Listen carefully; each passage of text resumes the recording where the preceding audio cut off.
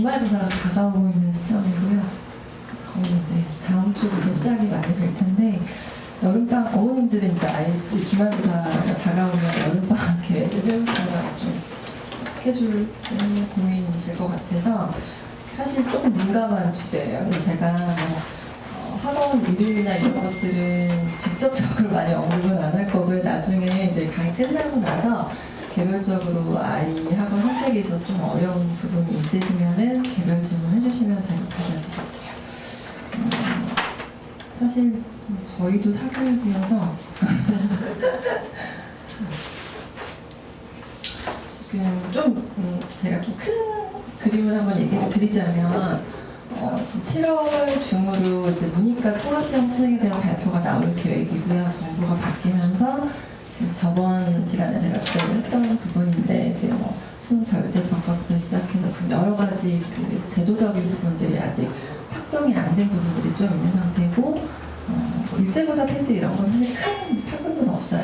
그런 거는 뭐 학력평가 수준이고 나머지 부분은 어차피 하던 공부를 쭉 제대로 진행을 하고 있으면 그 입시에 좀 필요한 부분들은 나중에 학교 선택을 하시거나 뭐 이런 거 할 때 도움이 되실 수 있는 부분이라서 실질적으로는 과목별로 국어, 영어, 수학이나 아니면 뭐 이과 생각하시는 분들 같은 경우는 과학까지 해서 이런 부분들을 공부를 지금 학년 기준에서 어떻게 충실히 해 나가느냐가 현실적인 문제일 거라고 생각을 하고요.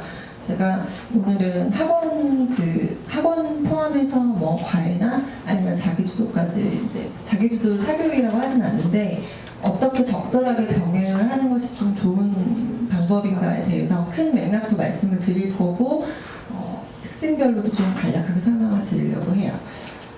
제가 여기 앞에 지도를 지금 저희가 여기 체크를 좀 해놨는데 보시면 교육특구라고 제가 이름을 이제 붙여놨는데 흔히들 얘기하는 학원과가 몰려있고 교육열이 좀 높은 지역이라고 보시면 되고요. 이제 이게 정책적인 면하고는 내신하고 밀접한 관련이 있어요.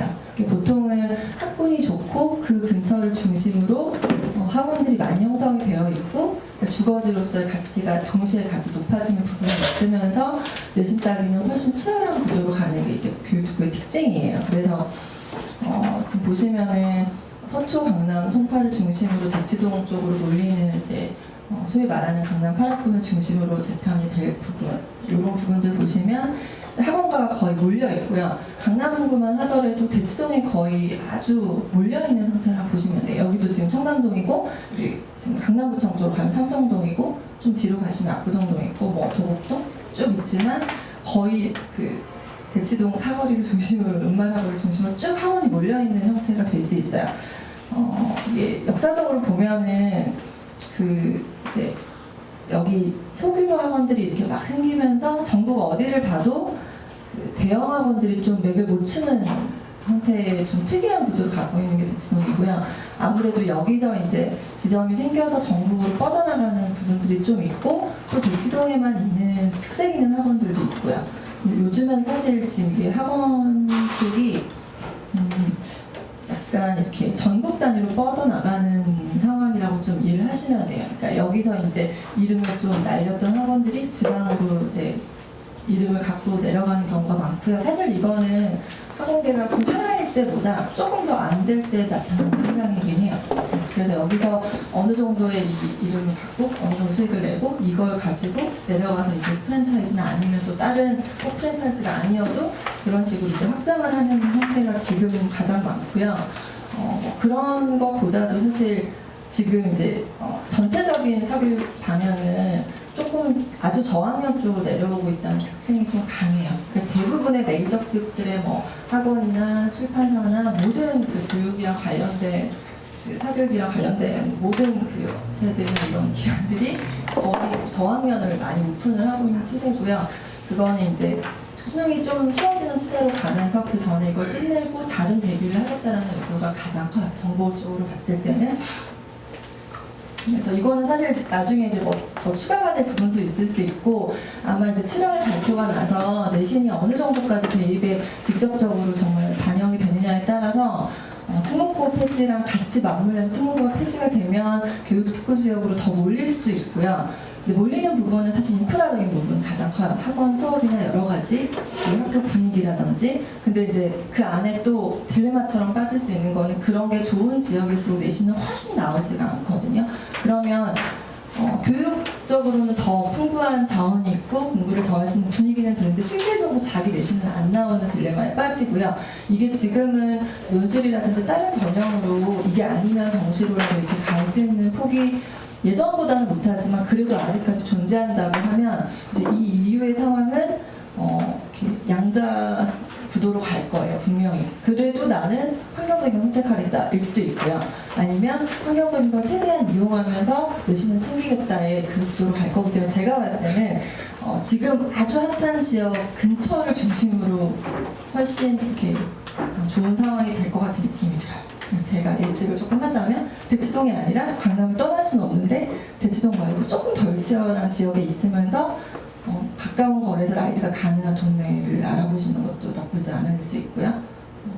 저도 개인적으로 그렇게 생각하는데 제 생각이 뭐 100%는 아니기 때문에 중계동이다. 그럼 중계동 안에서 가장 높은 학군에 들어가는 것보다 거기에서 가장 근접해 있고 충분히 사교육을 활용할 수 있는데 학교는 별로 높지 않고 사실 저는 이제 이 제도가 바뀌기 전에도 그런 쪽을 가장 많이 추천하는 편이거든요. 제도가 이제 바뀌니까 아마 더 그렇게 갈 거예요. 그래서 혹시라도 뭐 이사나 이런 것까지 좀 생각을 하시는 경우가 있으시다면 고려를 하시면 좋을 것 같아요. 이게 만약에 특목이 없어지든 안 없어지든 그 상황은 똑같고요. 내신이 많이 들어가는 건 어쩔 수가 없어요.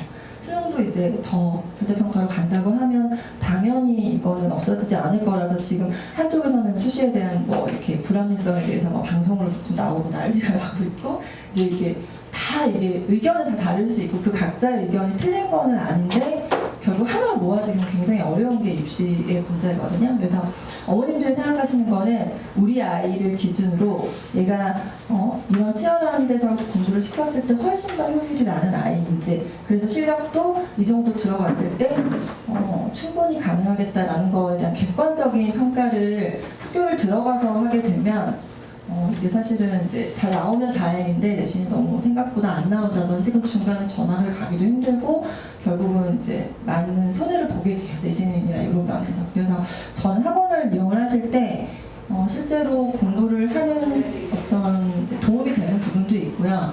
그런 걸 어머님들이 정확하게 판단하는 거에서 미리 활용해 보시는 게 저는 좋다고 생각을 해요. 공교육이 나쁘다는 게 아니고 공교육에서 사실 모든 아이들을 동등하게 해야 되는 교육에서 사실 정확하게 체크하기는 좀 어렵거든요. 진도 면에서도 그렇고 내용적인 면에서도 좀 앞서가고 성적대가 좋은 아이들이 학교 안에서 자기 실력을 발휘할 만한 어떤 평가 기준이 사실상 없어요. 그러면 그거를 사교육에서 활용하시는 부분이 제가 느끼기엔 좀 현명한 부분일 거라고 생각을 해요. 그래서 옆집에 공부 잘하고 얘가 어디를 다닌다더라 이런 거를 너무 신경 쓰지 마시고 제가 오늘 설명을 좀 찬찬히 해드릴 테니까 잘 판단을 해서 보내시는 게 좋으실 것 같아요. 이쪽 지역 근처를 잘 살펴보시면 답이 나올 거라고 저는 생각을 해요. 그냥 제가 로고를 좀 든 거고요. 한번 구경하세요. 대치동하고 중심으로 많이 들더라고요. 저희랑 아무 문제가 없어요. 저희 거는 안 넣었어요. 그래서 보시면 이제 학원들이 초중고로 나눠져 있는 학원이 있고요. 고등부만 하는 학원이 있고, 뭐 초등 중심의 학원이 있고, 우리 아이가 뭐 초등 고학년이다, 저학년이다, 아니면 중학생이다, 고등학생에 따라서 좀 많이 들어본 학원이 있고, 좀 덜 들어본 학원이 있고, 좀 다르실 거라고 생각을 해요. 그래서 제가 수학 학원부터 조금 말씀을 드릴게요. 실제로 수학 학원은 제가 뒤에 몇 가지 이제 기준을 쭉 적었는데, 제가 한마디로 요약을 딱 하면 수학 학원은 수준에 맞는 학원을 다녀야 돼요. 되게 중요한 포인트예요. 수학을 욕심을 내잖아요. 아이 수준보다 높은 학원을 보내거나 교재가 어렵다거나 그러면 거의 낭패를 봐요. 나중에 행복하기가 매우 힘들어요. 자존심 같은 거 별로 중요하지 않아요. 그래서 우리 아이가 어느 학원 다니는 게 사실 너무 오픈이 돼 있고 얘가 여기 다닌다고 하면 어느 정도 실력인지가 너무 빤히 보이는 동네에 사시는 분들은 스트레스 물론 있을 수 있지만 그것보다 중요한 거는 얘가 고등학교 3학년까지 쭉 가면서 그 제대로 못 채운 부분에 대해서 나중에 시간 안에 해결이 되느냐 이 문제가 훨씬 중요하고요. 이게 지역마다 조금 다를 수 있는데 지역에서 이제 학원마다 컨셉이 다 달라요. 예를 들어서 제가 지금 4개 정도로 나눠놨는데 교과 중심으로 가는 학원이 있고요. 소위 말하는 이제 내신 중심의 학원이고 뭐 동네 보습학원이 대표적인 유형이라고 보시면 돼요. 근데 이게 이제 꼭 집 근처에 있는 동네 학원일 수도 있고, 뭐 대치동이나 이렇게 좀 학원가 안에서도 좀 내신을 많이 받는 학원, 초딩 같은 경우도 예를 들어서 뭐 사고력 중심으로 하는 학원이 있고, 경시를 중심으로 하는 학원이 있고, 교과 베이스를 꼼꼼하게 챙기는 뭐 학원들이 있고, 다 컨셉이 다르거든요. 근데 이제 그런 건 있을 수 있어요. 아이가 만약에 초등학생인데 머리는 되게 좋아요. 근데 연산은 싫어하고 사고력 문제를 풀면 되게 좋아요. 근데 사고력 학원 보내자니 연산이 걱정되고, 연산만 보내자니 어려운 문제는 못 풀까봐 걱정되고 막 이럴 수가 있어요. 근데 나이가 어릴 때는 수학학원을 결정을 할 때는 아이가 좋아하는 학원을 보내시는 게 제일 중요한 기준이에요. 아이가 어렸을 때부터 10년 넘게 공부를 해야 돼요. 근데 거기서 다니기 싫은 학원을 힘들게 계속 다니면 거기에 대해서 다음번에 새로운 시도를 할 때 굉장히 불이익이 있어요. 네. 그런 부분들 때문에 어렸을 때 아이가 그냥 수학을 너무 잘하지는 않아서 교과 중심으로 하는 데는 따라가는데 뭐 사고력 문제가 많이 들어가는 교재를 풀려봤을 때 좀 싫어하거나 아직 문장 독해가 잘 안 된다. 근데 남들이 다 사고력 학원을 다니니까 다니자. 이거는 별로 좋지 않아요. 아주 어린 애들은 사실 IQ로 보고 판단하셔도 돼요. 머리가 좀 좋은 애들은 사고력 문제를 훨씬 좋아하고요. 뭐 학원 이름을 거론하긴 그렇지만 초등 저학년에서 다닐 수 있는 초등 저학년 어머님들 거의 안 계시나요? 3학년 이하의 어머님들 계시죠? 네, 제가 살짝 학년별 언급을 해드릴게요. 그러면 그런 학원들이 사실 많지가 않아요. 그러니까 뭐 사고력 중심으로 하는 학원들은 기본적으로 저학년 같은 경우는 사실 국어가 같이 돼야 되거든요. 그러니까 읽기가 안 되는 애들이 수학적 개념이 있다고 해서 문제를 풀기가 어렵게 교재가 나오기 때문에 어렸을 때 한글이 좀 빨리 끝나고 국어 쪽으로 독서가 좀 돼 있고 근데 수학적으로 머리는 괜찮은데 공부는 열심히 안 했던 애들이라도 사고를 가라앉아요. 맞아요. 예를 들어서. 근데 연상을 중심으로 막 많이 시키는 학원은 싫어해요. 그럼 얘가 수학학원에 대한 이미지가 별로 좋지 않을 수밖에 없고 연산이 뭐 초등학교 6학년 중1이 돼도 안 되는 애들은 별로 없거든요. 그래서 그거는 다른 방법으로 뭐 엄마가 집에서 해주셔도 되고 아니면은 조금 연산이 느리더라도 물론 그게 좋은 건 아니에요. 연산까지 빠르면 저학년 때는 훨씬 더 성적도 잘 나오고 자신감도 생기고 수학을 더 잘할 수 있는 기본이 되는 건 사실이지만 그게 훨씬 본질적인 문제는 아니에요. 그러면 그거를 뭐 방학 때 딱 뭐 몇 달간 바싹 해가지고 이렇게 따라갈 수만 있게 해주고 나머지는 지가 좋아하는 적을 쭉 하는 방법이 좋고 거기서 아이가 적응을 잘하면 그 이후에 진도 부분을 무시를 할 수가 없으니까 그 다음으로 시도를 하시는 게 좋아요. 그러니까 제가 생각했을 때는 어렸을 때는 연산이 어느 정도까지 되어 있고 국어 독해력이 되면 사고력 학원이 좋은 것 같아요. 왜냐하면 이거를 초등학교 4학년, 5학년, 6학년, 중1 넘어가면서까지 그 문제를 많이 다루기가 매우 어렵고요. 이 부분이 나중에 고등학교 갔을 때 한 번 더 생각해야 되는 문제들을 접할 수 있는 그 기회가 왔을 때 훨씬 힘을 발휘를 해요. 그래서 제가 고등학생 애들, 수능 잘 나오는 애들 이렇게 물어보면 다 다닌 거는 아니고요. 사고력 학원을 다닐 때 좋았던 기억이 많은 애들이 많아요. 네, 수학 잘하는 애들 중에. 근데 걔네가 사실은 그걸 잘 풀 수 있는 애들이기 때문이기도 해요. 그래서 제가 선택 기준은 아이가 좋아하는 기준으로 말씀을 드린 이유가 애가 생각보다 수학을 못하는 것 같지 않은데 사고력 학원 딱 넣었더니 너무 재미가 없고 못 알아듣겠다고 하면 거기를 빼셔야 돼요. 네. 아직까지 그 정도까지가 안 되는 거고 교과를 하고 나중에도 아무 문제가 없거든요. 그래서 그거를 판단하시는 게 좋고 연산하고는 싫어하는 애들은 머리나 이런 거는 상관이 없고요. 성향하고 상관이 있어요. 그러니까 규칙적이고 막 반복하고 이런 거를 싫어하고 좀 오랫동안 앉아서 견디는 게 힘들고 좀 자유로운 아이들은 연산학원 대부분 싫어하고요. 연산을 좋아하는 아이는 그리고 사실 별로 없어요. 재미는 없거든요, 사실. 그래서 연산이 부족하다고 생각하는 아이들은 그냥 단타로 활용하시는 게 가장 좋은 방법인 것 같아요. 그래서 무난하게 이제 조금 섞여 있는 걸 좋아하는 애들은 합쳐진 학원을 보내시고 아니면 저학년 때는 사고력 학원 보내면서 연산 정도만 3학년 과정까지만 잡아주시는 게 제일 좋은 방법인 것 같아요. 그리고 이제 4학년 넘어가면 보통 경시 쪽으로 쭉 빠지는 애들이 있고 경시 쪽은 안 되겠다 해서 교과로 빠지는 아이들이 있고 좀 다양하게 나뉘는데 저는 그렇게 생각을 해요. 그러니까 아이가 어떤 아이들은 뭐 테스트 받는 거를 좋아하진 않을 수 있는데 그 테스트에 대해서 엄마가 정말 거의 민감하지 않다면 결과에 대해서 그 엄마가 최대한 이제 반응을 안 하면 되겠죠. 마음은 좀 민감하더라도 덜 민감한 척 하실 수도 있는 거고, 그랬을 때 아이가 시도해볼 수 있는 폭이 넓어져요. 아이가 거기에 대한 테스트부터 거부 반응이 오면 엄마가 시도하기가 너무 어렵거든요. 그래서 좀 감정을 약간 감추시고, 학원 테스트를 이렇게 딱 보면 레벨 테스트를 이제 저는 좀 권유를 하는 편이거든요. 이거에 대해서 엄마가 받아들일 자신이 없는 부분들도 사실 있어요. 그래서 좀 피하시는 경우도 많으신 것 같은데, 떨어지면 속상하고 레벨이 친구보다 낮은 레벨이 나오면 좀 그쵸? 기분이 안 좋죠. 몰래 가시면 돼요. 같이 가지 마시고 같이 가서 잘 봐도 민망해요. 다른 친구가 못 보면. 그래서 그냥 레벨 테스트를 따로 개별적으로 잡으셔서 테스트를 어떤 걸 보는지 보셔야 돼요. 그러니까 테스트를 볼 때는 막 대비를 시켜서 붙여야지 이런 것보다도 우리 아이가 교과 정도까지는 뭐 디딤돌 아니면 뭐 어떤 교재를 올 수준까지는 특별히 문제가 없었는데 요 정도 공부를 하고 이 학원 테스트를 보니까 교과는 이 정도 맞았고 뭐 사고력 문제는 되게 많이 틀렸다더라. 아니면 얘가 교과랑 사고력 문제 뭐 기본적인 것까지 풀고 갔는데 그래도 이 부분까지는 커버가 안 됐다. 아니면 생각보다 되게 많이 맞았다. 사고력 문제 거의 안 풀었는데 오히려 교과에서는 2개 실수가 났는데 사고력 쪽은 오히려 많이 맞았다. 이런 판단을 보셔야 돼요. 그러니까 그 테스트지를 보여준 학원도 있고 안 보여준 학원도 있는데 아이가 그런 문제를 조금 접해보고 가면 엄마 이거는 뭐 그거보다는 어려웠고 이 정도였어라는 정도 의사소통이 되는 정도 학년이면 어머님 그걸 일단 파악을 하셔야 돼요. 그럼 아이가 이후에 어떤 테스트를 보거나 그 공부를 준비를 할 때 본인이 한 부분까지 해서 정확하게 얼마나 반영이 돼서 테스트 결과로 나오는지를 좀 체크하기가 쉬워요. 예를 들면 국어 공부를 하나도 안 했는데 그냥 약간 독해력 위주의 테스트를 하는데 굉장히 잘 봤다. 그럼 얘는 사실 책을 제대로 잘 읽고 있거나 책을 많이는 안 읽어서도 깊게 제대로 독해를 할 수 있는 아이거든요. 그러니까 그거를 테스트로 밖에 거의 판단하기가 어렵고 이런 건 이제 학원가가 좀 몰려있는 대수동 같은 이런 데서 이름만 딱 대면 알 수 있는 큰 학원들의 테스트를 이용하시는 게 사실 되게 좋은 방법이에요. 물론 그 학원들이 그런 것을 알고 있어요.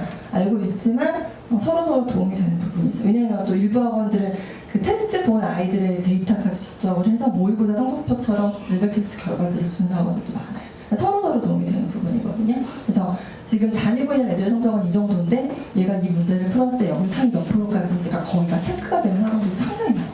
뭐 그것뿐만이 아니고 뭐 지능검사나 뭐 다중지능 이런 것들도 다 활용을 해서 이 아이가 들어와서 이 수업을 했을 때 어느 정도까지가 커버가 될지를 다 체크를 하는 부분이 커요. 그러면 그 학원이 어떤 걸 추구하고 어떤 아이들을 뽑고 싶어 하는지 거의 파악이 돼요. 저희 같은 경우도 컨설팅 하기 전에 국어, 영어, 수학을 공부한 그 애들마다 내용이나 어떤 진도 부분이 다르잖아요. 그거를 감안을 해서 테스트 다 다르게 주거든요. 예를 들면 얘가 뭐 중학교 1학년인데도 독서량이 아주 많고 독해력이 좋고 막 본인이 쓰는 설문지나 이런 여러 가지 상황을 봤을 때 그러면 저희도 그거에 맞춰서 어느 정도 높은 독해력을 요구하는 수능 기본 시험지를 주거든요. 그러면 그 학원에서 추구하는 바가 저희는 중3 때까지 수능 과정에서 문제가 없는 정도까지 하는 게 기본적인 목표예요. 그러면 거기에서 몇 프로까지 돼 있는지를 당연히 보게 돼 있고요. 만약에 연산학원 같으면 복잡한 연산이나 기본 연산부터 차례대로 어느 정도 레벨까지 가는지를 보겠죠. 사고력 학원이면 기본 교과는 되어 있는지 아니면 사고력 문제에서 얘가 몇 프로까지 맞을 수 있는지 서술형은 어느 정도까지 할 수 있는지 그런 것들 당연히 보게 되겠죠. 그러니까 테스트가 그 학원에서 정하는 컨셉에 가깝다고 보시면 돼요. 그래서 그거를 남들이 이 학원 어떻더라 이거는 사실 그냥 올바른 정보도 있고요. 그 엄마 기준에 자기 아이한테 맞게끔 얘기하는 거일 수도 있어요. 그 엄마는 계속 사고력 하면 좋다고 하는데 얘는 사실 학원에 안 맞을 수 있거든요. 프로그램이 아무리 좋아도 얘가 재미가 없으면 그게 자기한테 지금 어렵다는 뜻이에요. 다른 뜻이 아니고. 그래서 그런 것들을 좀 체크를 하실 필요가 있어요. 포인트는 준비를 약간 하고 얘가 그 정도 준비해서 몇 프로까지가 되는지 그리고 그 학원에서 얘가 약하다고 체크가 된 그 테스트 부분이 어떤 건지 그게 나중에 뒤에 반배치로 어떻게 이어지는지 그리고 수업 컬이랑 연결이 되는지를 보셔야 돼요. 그래서 보통 수학학원 중에서 저학년 사고력 학원들은 사고력 문제 배점을 좀 크게 주고 기본이 뚫려있는지 아닌지를 보고 기본이 너무 안 돼 있고 사고력도 안 돼 있으면 반배치가 안 나오겠죠. 어차피 그 뒤에 걸 못 나간다는 얘기거든요. 그래서 반배치를 볼 때도 레벨이 어느 정도로 나눠져 있고 자기의 레벨만 보시는 게 아니고 이 레벨이 5레벨인데 5레벨 중에서 각 반이 몇 반 정도 구성되어 있는지 그러면 전체 수강생 수가 딱 나와요. 그럼 이 학원 규모를 사실 알 수가 있거든요. 그 정도는 질문을 하면 알려주시죠. 화요일 반에 몇 반 있고 한반 정원에 몇 명이죠? 거기서 지금 거의 다 마감이 되나요? 거의 계산이 나오죠. 그럼 그 정도 규모 애들에서 얘가 만약에 5레벨 중에서 맨 탑반이다, 아니면 두 번째 레벨이다, 거기서 어느 정도인지를 보면 그 안에서 100분위가 나와요. 전체 뭐 300명 중에서 얘가 한 50등 안에 들어가겠다라든지, 그럼 그 정도 레벨에서 어떤 교재를 쓰시는지가 딱 파악이 될 수가 있어요. 그래서 자체 교재 같은 경우로는 그게 정확하게 파악이 안 되고, 자체 교재랑 시중 교재를 비교를 해보시면 돼요. 이 학원에서 뭐 이 레벨에서 이 문제 정도가 나오는데 얘가 시중에 나와 있는 이 정도 문제를 봤을 때 물어보면 되죠. 그냥 비슷한 정도 이렇게 물어보면은 가늠이 돼요. 그러니까 학원 커리만 너무 믿고 가는 것보다는 비교해서 보시는 게 훨씬 나중에 좋아요. 왜냐하면 그 학원을 계속 다닐 수도 있고 또 옮길 수도 있는 거거든요. 그랬을 때 엄마가 정확하게 알고 있으면 학원도 뭐 15개 있으면 15개 다 테스트 볼 수 없거든요. 맞는 학원을 보셔야 되기 때문에 반배치나 이런 거는 규모랑 어떤 식으로 진도가 나가고 이런 것들을 살피기가 제일 좋으세요. 탑반을 꼭 보셔야 돼요. 탑반에 들어있는 애들이 어느 정도 수준인지. 그러니까 그걸 갖고 거의 판단을 할 수가 있어요. 그러니까 탑반 애들이 많고 걔네들 수준이 높은 경우에는 어차피 수학 같은 경우는 학년이 올라가면 다 경시로 빠질 애들이고요. 밑에 애들은 사실 컨셉에 안 맞는데 당연히 있을 수도 있어요. 레벨이 많이 낮게 나오면 경시로 쭉 가야 되는 학원인데 거기서 레벨 낮게 나오는 애들은 다른 데를 보내시는 게 좋으세요. 아이한테 맞지 않고 얘네들만 좋은 학원이에요. 상위권 애들만. 그럼 그냥 컨셉에 맞는 학원을 바꾸시는 게 훨씬 현명하고, 거기서 애가 실력이 붙고 훨씬 더 잘한다, 그때 가시면 돼요. 중간에 바꾸시면 되기 때문에 상위권에 초점이 맞춰져 있는지, 아니면 그 레벨이 좀 그렇게까지 많이 세분화가 안 되어 있는지, 그리고 그 마지막 반에 들어가기가 얼마나 어려운지 이런 것들을 커피 마실 때 알아내셔야 돼요. 다른 거 말고요. 그 학원이 좋다더라 이런 거로는 전혀 아무 도움이 안 돼요. 그래서 우리 아이가 그 정도가 아니어도 그럼 어떤 단계로 그 학원을 꼭 안 다니더라도 그럼 그런 애들이 어차피 공부 잘하는 애들이잖아요. 그럼 수준을 비교하실 필요는 있다고 생각을 해요. 공부량이 더 필요하면 아이가 가능하면 하는 거고, 아니어도 좀 장기적으로 그냥 더 부지런히 할 수 있는 방법을 충분히 찾을 수 있어요, 어린 경우에는. 그래서 요거는 뭐냐면요, 아까 그거랑 조금 다른 부분인데, 진도가 어떻게 나가는지를 보는 거는 내 계획하고 이 학원이 맞는가를 확인하는 방법이거든요. 예를 들면은 뭐 지금 초등학교 6학년인데 뭐 중학교 2학년 정도까지는 방학 때 끝내야겠다. 예를 들어서 사실 엄마가 그런 계획이 전혀 없으면 안 되거든요. 그러니까 무조건 엄마가 정해놓고 가라는 얘기는 아니지만 아이 수준에 맞게 아이가 선행이 안 되는 학생이면 재학년 심화까지를 방학 때 하겠다. 이것도 사실 좋은 계획일 수 있어요. 그래도 보통 한 학기는 1년 정도로 간다라고 봤을 때 그게 학원에서 지금 이런 정도의 시간표 안에서 여기까지가 끝나고 그 교재가 뭐고, 그럼 이게 복습까지는 학원 수업이 끝나면 끝날지, 그런 것들은 당연히 기본적으로 보시겠지만 생각보다 꼼꼼하게 안 보시는 경우가 많으세요. 그래서 그거를 꼭 챙겨서 보셔야 돼요. 들어갈 때부터 커리가 딱 있는 학원이 있고요.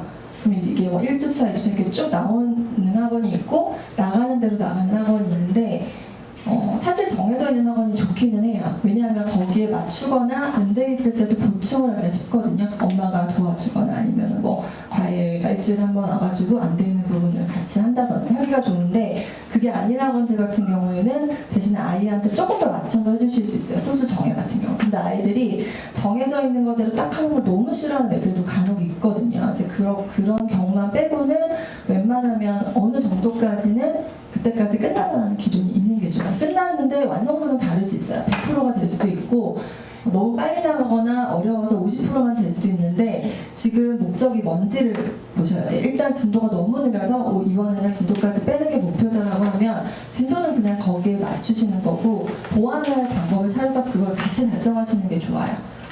그래서 제가 생각했을 때는 진도가 너무 느린 경우에는 방학 때는 좀 시수를 늘려서 하시는 방법이 훨씬 좋아요. 학기 중에 그게 또 덜 돼 있어서 또 6개월 스트레스 받고 그 다음 방학 때 또 2차 스트레스가 오거든요.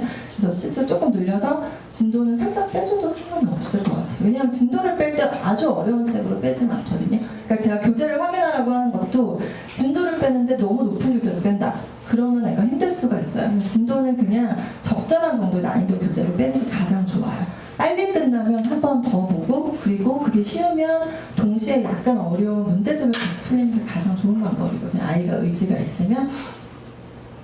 그래서 교재를 확인하실 때 하나의 포인트는 그 첫 번째 개념서 나가는 교재가 뭔지, 자체 교재인지 아니면 시중 교재인지, 그리고 꼭 자체 교재가 좋은 것도 아니에요. 좋은 학원도 있고요.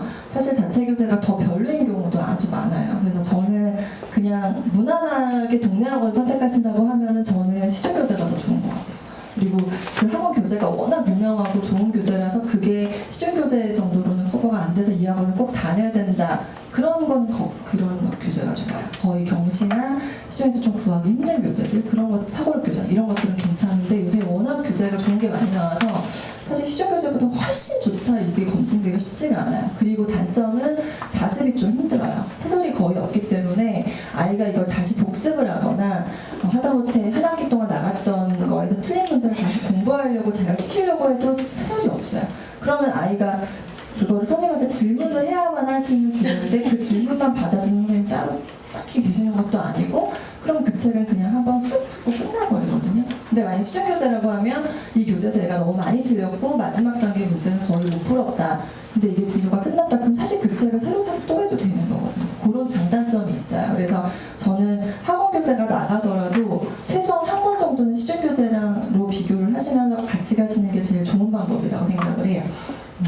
그래서 학원에서 이제 그런 것까지 언어 관리가 힘들면 이제 활용하실 수 있는 방법은 어떤 식으로 숙제가 나오는지 보셔야 돼요. 숙제가 복습 숙제가 포함이 되어 있는지, 오답 체크는 어떤 식으로 하는지, 그런 게 안 되고 2달 동안 만약에 뭐 2권 진도를 나가는 학원이다 뭐 이런 경우는 사실 저게 좀 안 되겠죠. 그렇지만 그 속도가 다른 것보다 한 4배 빨라서 이걸 하면서 내가 중간에 과외를 한번 하면 훨씬 더 효과가 높겠다면 그걸 2개 섞으시면 돼요. 그래서 목표를 뭐에 맞추시는지가 중요한데 제가 진도나 이런 부분을 아이들을 보면요, 진도가 너무 이해가 안 가서 못 나가는 애들은 솔직히 별로 없어요. 그러니까 진도가 나갈 때는 처음 배우는 거기는 하지만 누구나 다 처음 배우거든요. 선행을 나가더라도. 그럼 그때 그게 정말 이해가 안 되는 거는 고등학교 고학년밖에 없어요. 중학교 정도 과정에서 어렵기는 해도 그럼 시간을 조금 길게 해서 천천히 설명을 하거나 틀린 거를 그 다음 시간에 30분 정도를 다시 복습을 하고 수업을 시작하는 형태로만 수업을 살짝 변경해 주면 얼마든지 가능해요. 그러니까 진도가 느린 애들은 얘가 원래 못하고 진도가 느려서 더 느리게 나간다라고 생각하지 마시고 그거를 좀 비슷하게 맞춰주시는 게 좋아요. 걔는 계속 뒤처지거든요. 그러면 뒤처져서 더 수학을 하기 싫어져요. 어려운 거는 자기 학년 거에서 심화가 어려워요. 3학년 진도까지 빼내도 1학년 1학기에서 경시 제일 어려운 문제가 어려운 거지 3학년 1학기 진도가 어려운 게 아니거든요. 그러니까 그걸 못한다고 생각하지 않으셨으면 좋겠어요. 자기 학년 거 어려운 거는 많이 틀릴 수 있어요. 실제로 뭐 A급 같은 거 풀면 상당히 어렵거든요. 진짜 그런 거는 틀릴 수 있는데 이제 아이가 쉬운 건 다 맞고 그런 걸 되게 많이 틀려요. 그럼 얘가 사실 수학에서 고등학교에서 고득점이 안 나올 가능성이 상당히 높거든요. 그럼 그런 문제가 빨리 발견이 되면 아이가 쉬운 책을 빨리 끝내고 어려운 책을 긴 기간 동안 아주 여러 번 볼 수 있는 상황을 만들어주시는 게 현명한 방법이에요. 이걸 다 하고 한 20%밖에 시간이 안 남아있어요. 80%를 원래 할 수 있는 거에 다 썼어요. 근데 20%밖에 시간이 안 남아있고 그 중에 10%는 시험 기간이에요. 그럼 얘는 심화를 할 시간이 재학년 때 나오지 않아요. 근데 재학년 심화를 시험 기간에 못하면 누적해서 중학교 때 또 할 수 있나요? 별로 할 시간이 없거든요. 만약에 중학교 2학년 1학기 수학 심화를 못했어요. 근데 2학년 2학기 때 1학기 거 할 시간이 잘 안 나오고요. 3학년 1학기 때 잘 안 나와요. 왜냐하면 고등학교처럼 수능처럼 누적이 안 되니까 시험에서 아이들이 그거를 다시 복습하기가 좀 쉽지가 않아요. 애들도 시험이 다른 건데 이거 하려고 하면 좀 힘들어하고요. 그래서 자기 학년 거를 자기 학년에 심화를 할 수 있으려면 그 학년 거 정도가 기본서가 매우 정확하게 학기 시작 전에 끝나 있어야 돼요. 그게 제일 기본이에요. 수학은. 못하는 아이들일수록 더 필요해요. 꼭 잘해서 미리 끝내는 개념이 아니고 못하면 시간이 더 걸리고 실망할 시간이 더 없기 때문에 진도를 다른 애들이 주 2회를 가면 조금 더 보완을 해서 집에서 더 봐주시던지 해가지고 거기까지 맞춰주면 거의 따라갈 수 있고 정말 따라갈 수 없는 부분은 고등학교 수학까지 가서 어려운 문제를 아무리 공부해도 응용이 잘 안 되고 힘들어할 수 있어요. 그거에서 한 10점에서 많게는 20점 정도까지 그거는 아이의 능력에 따라서 안 될 수도 있어요. 근데 그것도 굉장히 일찍 준비하면 거의 가능해요. 만점까지는 아니더라도. 제 경험상 거의 그렇거든요. 그래서 다른 것보다 아이가 지치지 않고 그냥 꾸준히 할 수 있는 상황을 만들려면 중간에 엄마가 너무 많이 평가하지 않으셔야 돼요. 중간에 너무 많은 평가를 하시면 서로 같이 지쳐요. 네. 레벨에서도 지치고 뭐 숙제 안 하는 거에서도 계속 싸우기 때문에 그러면 사실 공부가 더 잘 안 되거든요. 지금 상황에서 중학교 내신이 좀 잘 안 나오거나 이렇게 문제 상황이 발생을 해도 그 자체에 대해서 너무 이렇게 결과적으로 민감하지 않으시는 게 제일 저는 현명한 방법인 것 같아요. 그러니까 교재를 중학교 신화 교재를 웬만하면 잘 풀었는데 학교 내신은 좀 안 나올 수도 있어요. 근데 넌 이렇게 했는데 이게 100점이 안 나와 이러면 이제 학교 싫어질 수가 있거든요. 그래서 점검 방식을 엄마가 커버를 할 수 없는 부분이 분명히 있기 때문에 학원에서 어느 정도까지 복습이 되는지 그걸 보통 테스트로 하는 학원이 있고요.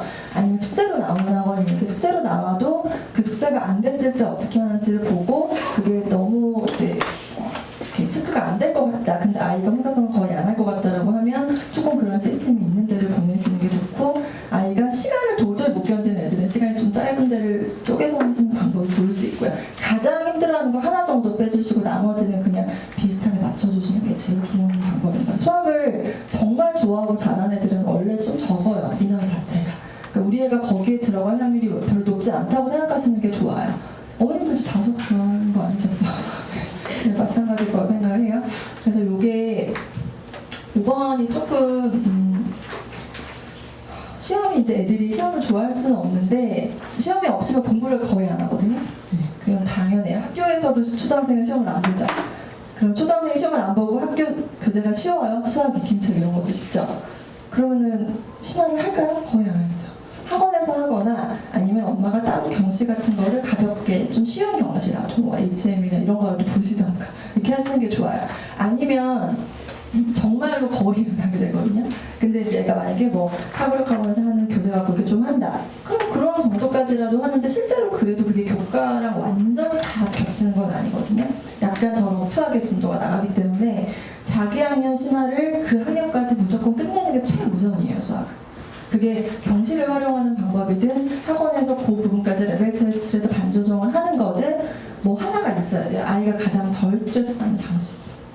그래서 경시 같은 경우도 그냥 겁을 먹지 마시고 상대 경시 정도는 조금 어려운데 뭐 초등학생 같은 경우는 뭐 HM이나 이런 경시도 사실 25개가 있으면 5개 정도 살짝 어려운데 그 중에서 진짜 어려운 건 한 2개 정도밖에 없어요. 근데 아이가 웬만큼 수학을 하면 20개는 맞을 수 있어요. 20개 맞으면 우수학 나오거든요. 예를 들어서 그러면 자기가 그냥 잘한다고 생각해요. 그럼 기분 좋게 해주는 걸로 괜찮을 수 있고 그거 할 때 20개 푸는 공부만 하진 않잖아요. 좀 5개 어려운 거 풀 공부를 좀 같이 해주잖아요. 근데 체육수장이나 대상이 안 나와도 그래도 그 신화 공부를 한 달이라도 더 하게 돼요. 그러니까 그 정도만 하면 충분해요.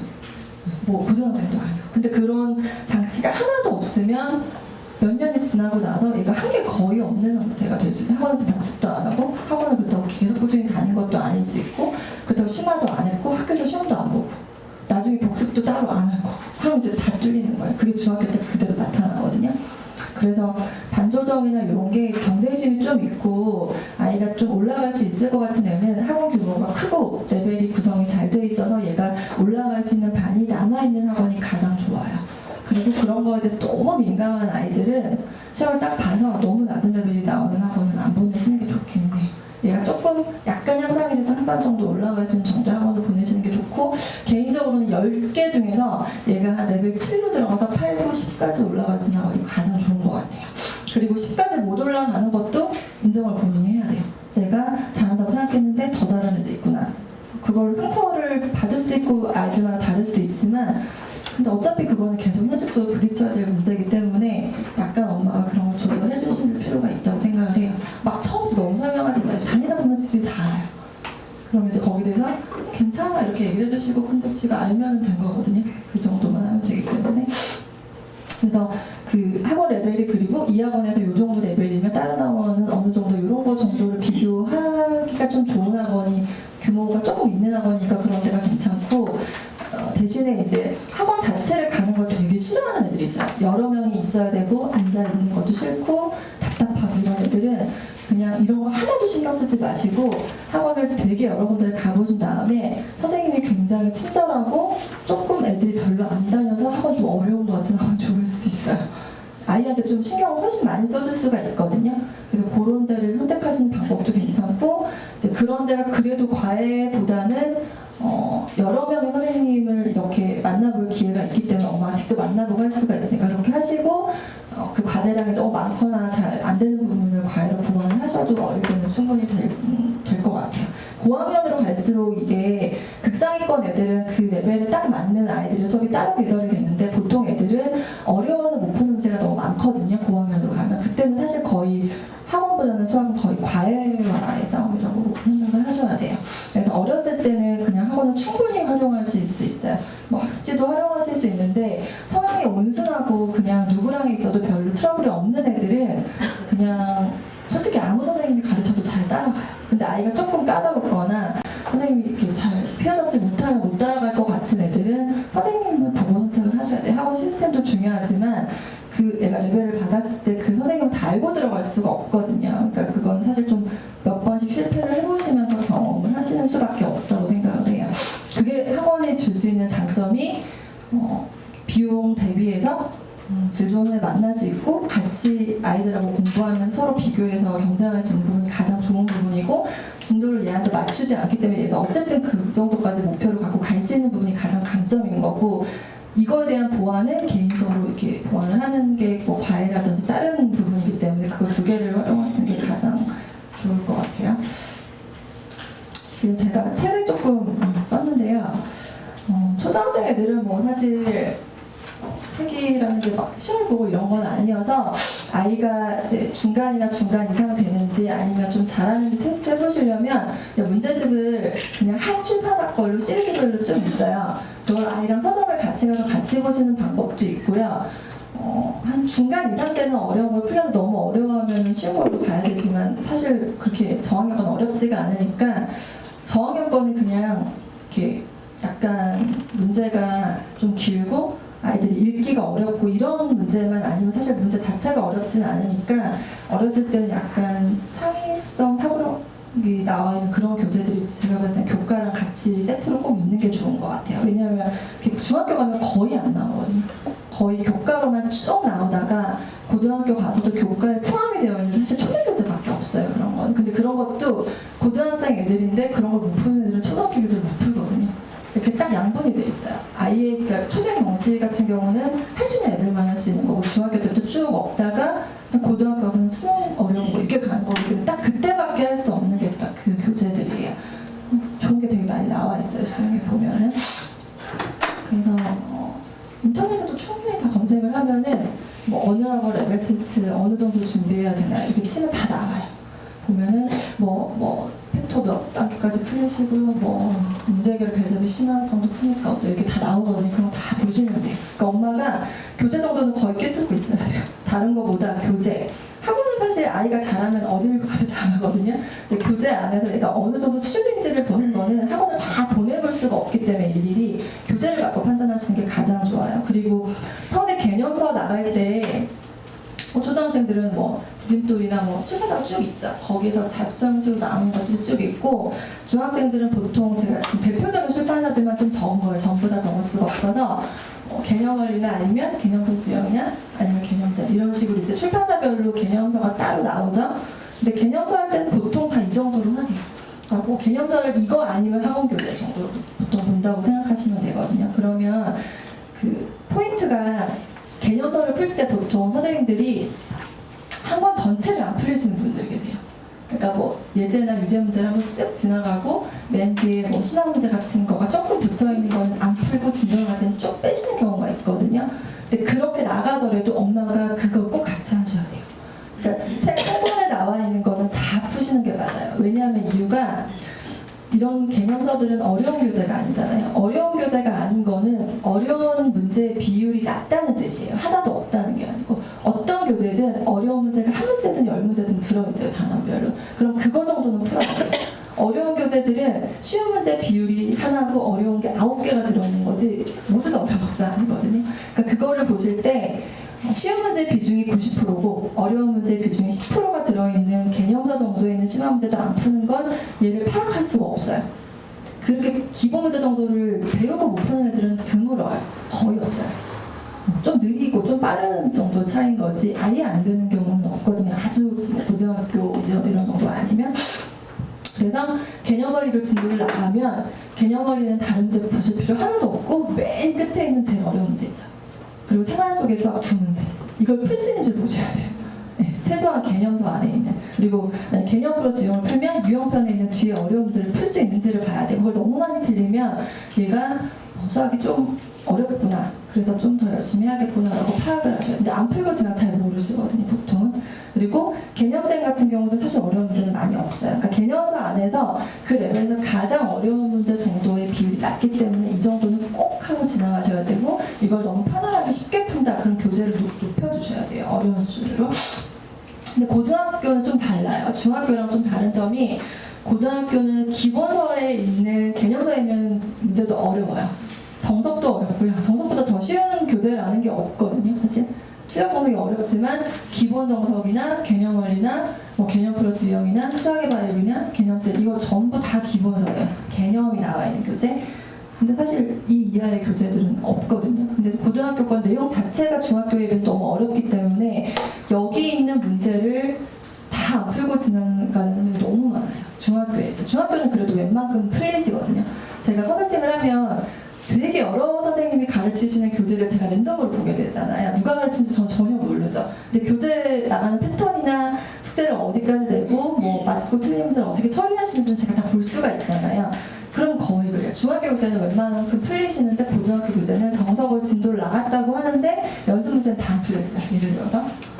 진짜로 많이 그래요. 특히 그거를 또 애들이 별로 잘 하지 못하는 그 반 아이들 같은 경우에는 진도는 나가야 되는데 뒤에 게 어려우니까 당연히 패스를 할 수밖에 없어요. 그러면 차라리 개념원리 같은 교재를 다 풀리는 게 낫거든요. 그걸 패스할 바에는. 왜냐하면 정석에 있는 예제 교재는 너무 쉽거든요. 그렇게 치면. 그래서 낮은 수도 개념제는 더 쉬워요. 개념원리. 그럼 개념제로 다 푸는 게 더 좋아요. 한 권을 전체를. 그래서 그거를 꼭 체크를 해보셔야 돼요. 그러면 이게 정석을 풀고 진도를 나가고 나서 유제제를 수업에서 배운 다음에 얘가 숙제로 연습 문제를 풀었는데 몇 개를 틀리는지를 딱 보면 얘 수준이 딱 나와요. 너무 정확하게.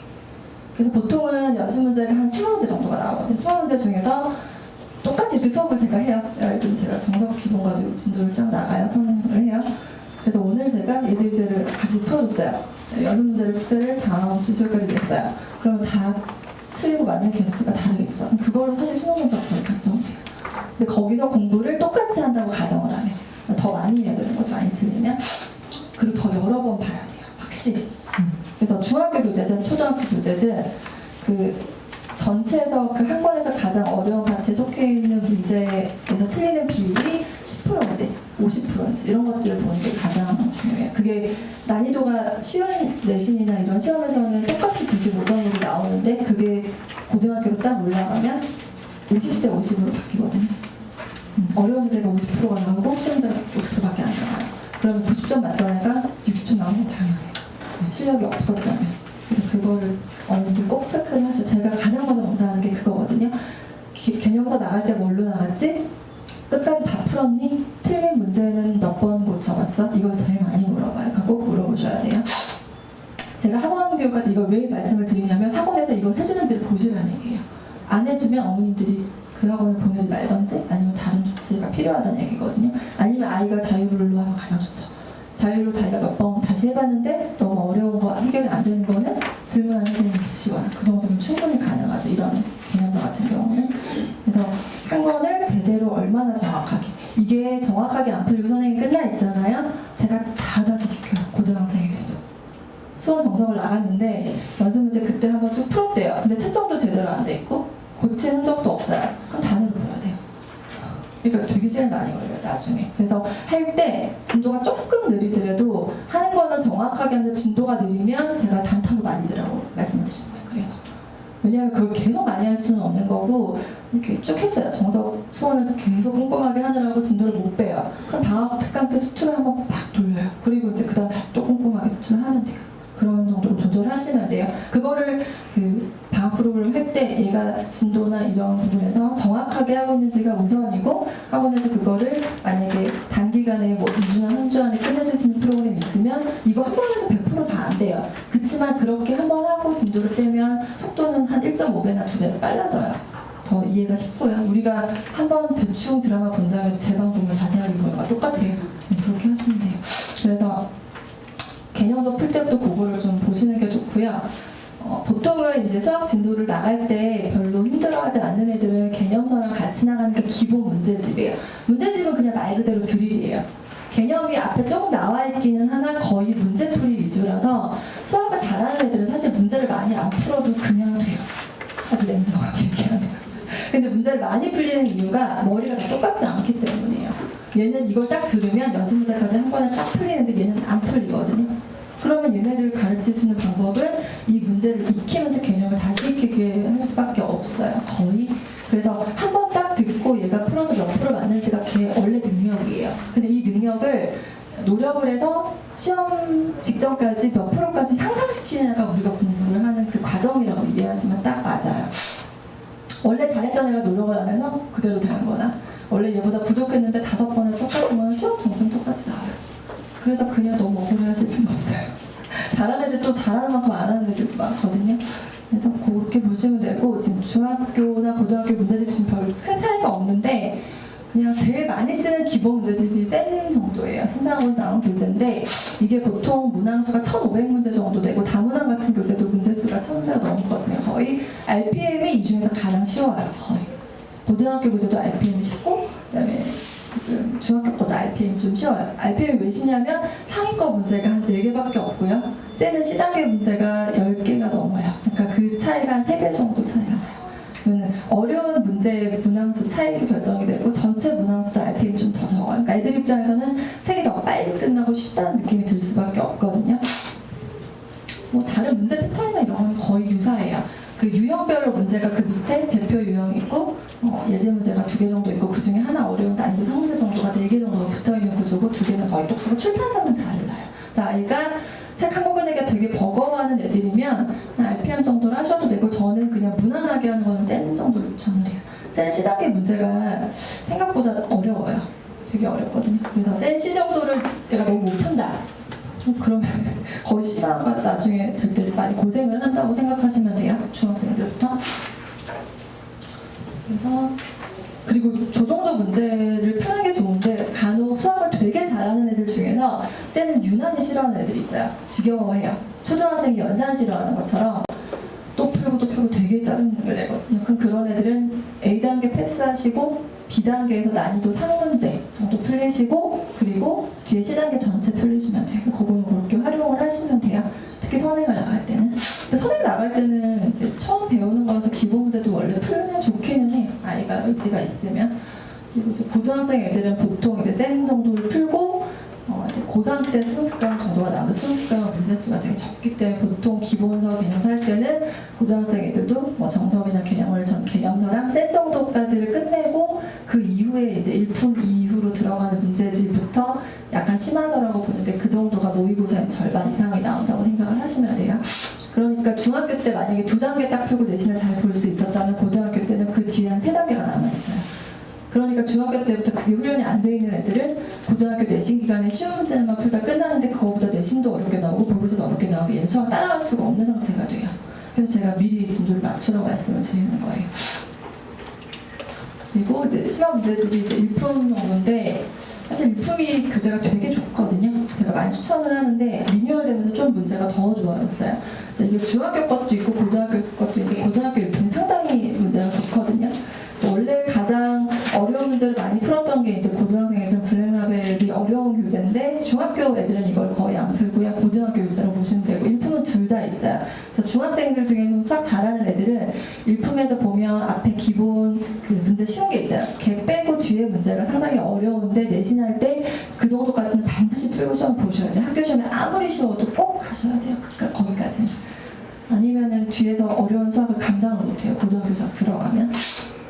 그래서 제가 애들 수학 시킬 때도 앞에 게 너무 오래 걸리면 내신 기간에 일품 세상이 A크 같은 거 풀릴 수가 없어요. 중학생들도. 그럼 얘는 계속 재학연 심화를 못하고 진행이 돼요. 고등학교 가서도 똑같은 패턴이거든요. 그래서 그거를 다른 것보다 학원을 결정을 하실 때 저 정도 레벨의 교재가 학년이 끝났을 때 딱 끝나려면 방학 때 이 진도가 학원에서 끝나서 내가 시험 기간에 이 정도 교재를 풀 수 있는가 엄마가 그 계획이 나온 상태에서 학원을 선택하시는 게 맞아요.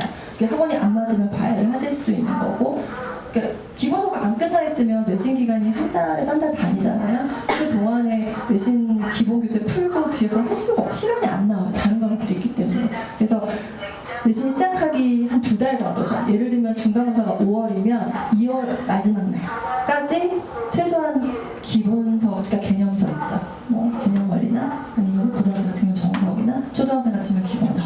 그 정도랑 그 일반 문제집 센 정도의 교재가 정말 적어도 시험 범위까지 다 풀려서 오답까지 다 끝나 있어야 돼요. 반드시. 제일 좋은 거는 중간고사랑 기말고사 범위까지 다 끝나야 돼요. 2번이 다 못 끝나면 개념서는 한 건 다 끝나 있고 센 정도는 중간고사 범위까지 풀려서 오답까지라도 끝나 있어야 돼요. 왜냐하면 중간고사 끝나고 기말고사가 갈 때 기간이 더 짧아요. 진도는 더 빠르고 그럼 그때 센을 새로 풀어야 되면 또 똑같은 문제가 발생해요.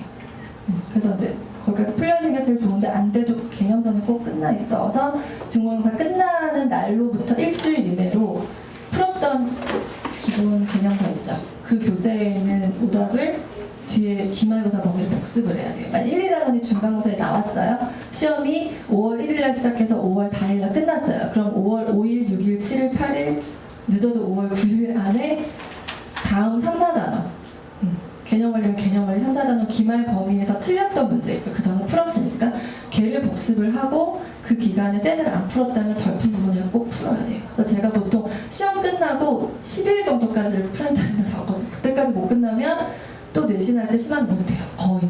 정말 늦어도 2주 안에 끝나야 돼. 근데 애들이 보통 일주일은 완전 대놓고 쉬고 그 다음 주는 살짝 눈치 보면서 쉬고 2주 다 보내거든요. 3주 때부터 살짝 뭘 하려고 하는데 꼭 행사가 있어요. 5월달에. 학교에서 뭘 해요. 학교를 가는 날도 적고. 그럼 이제 4주차 때문에 벌써 기말고사가 다가오고 있어요. 거의 그렇거든요. 그래서 그 2주를 놓치시면 안 돼요. 그때를 꼭 잡으셔야 돼요. 여행 같은 건 그 전에 비수기 때 가시고요. 저는 좋은 것 같아요. 그때 공부를 꼭 해야 되거든요. 그래서 중학교, 고등학교 거를 그 개념서 말고 약간 이렇게 심화 문제집을 내신 기간 한 달 남기고 푸시는 구조를 꼭 만드셔야 돼요. 그리고 이제 고등학생들 같은 경우, 중학생은 사실 기출문제집이라는 개념이 내신밖에 없고요. 고등학생은 이제 기출문제집이 수능 모의고사에 나왔던 거, 그리고 실제로 대수능에 나왔던 문제들을 모아서 기출문제집을 만드는 내지 이런 것들이 있는데, 문제는 뭐냐면 제가 그 컨설팅을 할 때도 국어랑 영어 같은 경우는 기출문제들을 먼저 풀려요. 중학생들도. 근데 중학생이든 고등학생이든 수학은 기출문제집을 절대 먼저 풀릴 수가 없어요. 왜냐면 기출문제집이 난이도 어려워요. 그러니까 뭐냐면 기본서는 쉽고 뭐 일반 문제집도 풀만한데 모의고사가 너무 어렵다는 얘기예요. 문제 비율의 차이예요. 다시 한번 설명을 드릴게요. 중학교는 어려운 문제 10% 정도예요. A급이나 아주 어려운 교재 빼고 최상위 같은 거 빼고는 웬만하면 9대1 아니면 8대2 정말 어려워도 7대3 정도로 쉬운 문제 비중이 높거든요. 그리고 그걸 평가하는 시험도 학교 내신밖에 없어요. 뭐 지금 폐지됐지만 그런 전국 단위로 보는 시험도 사실 학교 시험보다 더 좋거든요. 그러면 얘들이 시험으로 보는 어려운 그 난이도의 문제가 없다는 얘기예요. 그럼 애들이 시험이 없는데 어려운 문제를 하려면 학원에서 레벨이나 이런 거에 특화된 수업이 아닌 이상 심화를 거의 할 수 있는 기회가 없다는 얘기거든요. 그래서 그거를 사교육으로 활용하시라는 걸 제가 지금 말씀을 드린 거고, 아이가 그 정도 능력이 된다면, 안 된다면 그거를 지금은 못하더라도 장기적으로 고등학교 때는 이거랑 똑같은 상황까지는 돼야지 수능을 잘 볼 수가 있는 거예요. 지금은 문제가 안 생기는 거거든요. 중학교 때까지는. 왜냐하면 그걸 시험으로 평가하지 않기 때문에. 근데 고등학교 가면은 당장 그 쉽다는 수능도 어렵거든요. 사실은 실제로 쉽지 않아요, 별로. 예전에 너무 어려웠던 것 같은데. 그럼 애들이 수능 공부를 해가지고 수학 모의고사를 봐서 뭐 90점, 80점 정말 받기가 어려워요. 진짜 많이 공부를 해야 받거든요. 그러면 어려운 문제 비율이 50%가 있는 그 시험이 당장 고1 때부터 시작이 돼요. 내신, 모의고사 둘 다. 근데 학교가 좀 시험이 쉬우면 내신이 좀 더 쉬울 거고요. 학교가 어려우면 내신이나 모의고사나 똑같이 어렵거나 심한 경우는 모의고사보다 내신이 더 어렵죠. 그럼 이거를 커버를 하려면 뒤에 어려운 단계, 세네 단계 문제가 내신 기간에 싹 끝나야지 모의고사 때 살짝 복습을 하고 시험을 볼 수 있는 구조가 되는데, 중학교 때 3년 동안 한 번도 그렇게를 못했어요. 근데 갑자기 될 수가 없어요. 왜냐하면 더 어렵거든요, 내용이. 그러니까 중학교 때 당장 안 되는 걸 답답해하실 필요는 없지만 길게 보시고 적어도 이번 시험에는 1분까지는 풀고 시험 봤다. 다음 시험에는 최소한 최상위까지는 봤다. 이게 단계를 한 학기 시험식이라도 도전을 해서 그걸 꼭 진행을 하고 넘어가시는 게, 지금 당장은 중학교 때는 큰 도움이 안 될 수도 있어요. 시험 점수로는. 근데 아이가 실력이 늘어요. 그러면 이제 고등학교 수학을 잘할 수 있는 상황이 되거든요. 그래서 학원들이 그걸 알기 때문에 보통 쉬운 단계의 기본서로 수업을 나간 다음에 곧바로 최상위 저열로 점프를 해요. 근데 그게 되는 애들도 있는데 대부분은 안 되거든요. 그럼 얘가 수준이 안 되는데 어려운 걸 계속 풀고 있어요. 앞에 것도 다 틀리는. 그럼 이제 그런 데를 보내시면 안 돼요. 근데 보통 쉬운 교재 한 권만 계속 돌리면 엄마들이 그 학원 공부 못하는 애들만 다니는 학원이라고 생각을 하시니까 또 그렇게는 안 하시거든요. 그래서 그거를 좀 냉정하게 잘 보실 필요가 있어요. 교재를 제가 아까 쓴 이유도 이게 어머님들이 교재 단계를 알고 있으면 이게 얘가 점프를 하면 안 되는 단계인데 점프를 해버리거든요. 그러면 이제 이게 100% 문제가 생겨요. 내신할 때 여기 거 오답도 제대로 안 돼 있는데 기본서에 있는 어려운 문제도 복습이 안 돼 있고 중간 단계 문제를 다 패스하고 넘어가는 거잖아요. 그럼 이걸 다시 시키려면은 시험 기간이 벌써 다 거의 끝나버려요. 이것 때문에. 그래서 단계별로 하시는 게 가장 좋아요. 수준에 맞게.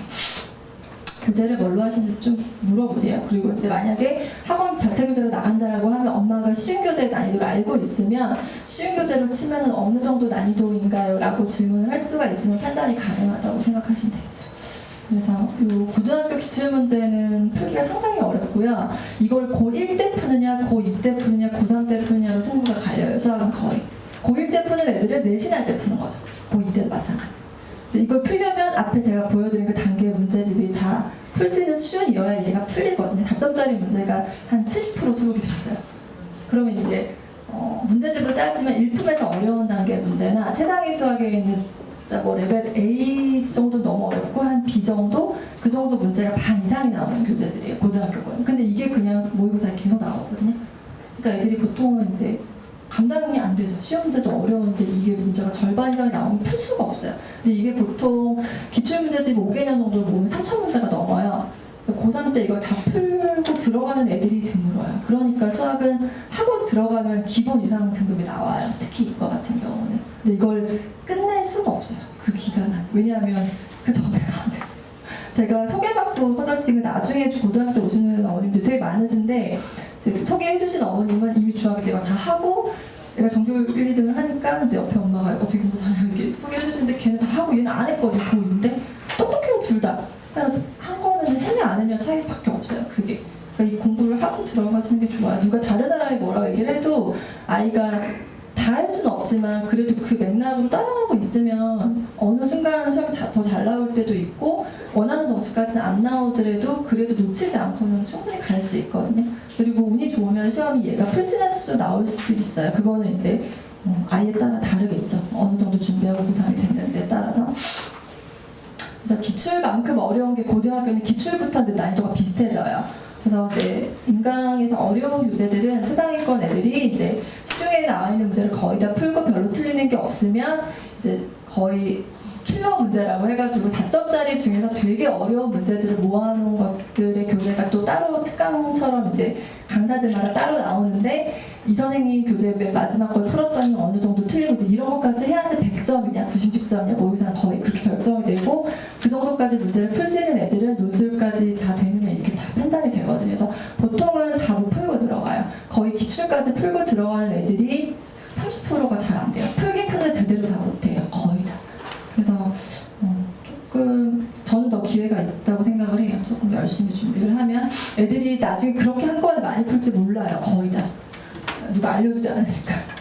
그래서 실제로 그 정도 안 풀고 들어가는 애들은 거의 없거든요. 내신도 그렇고 모의고사도 그렇고.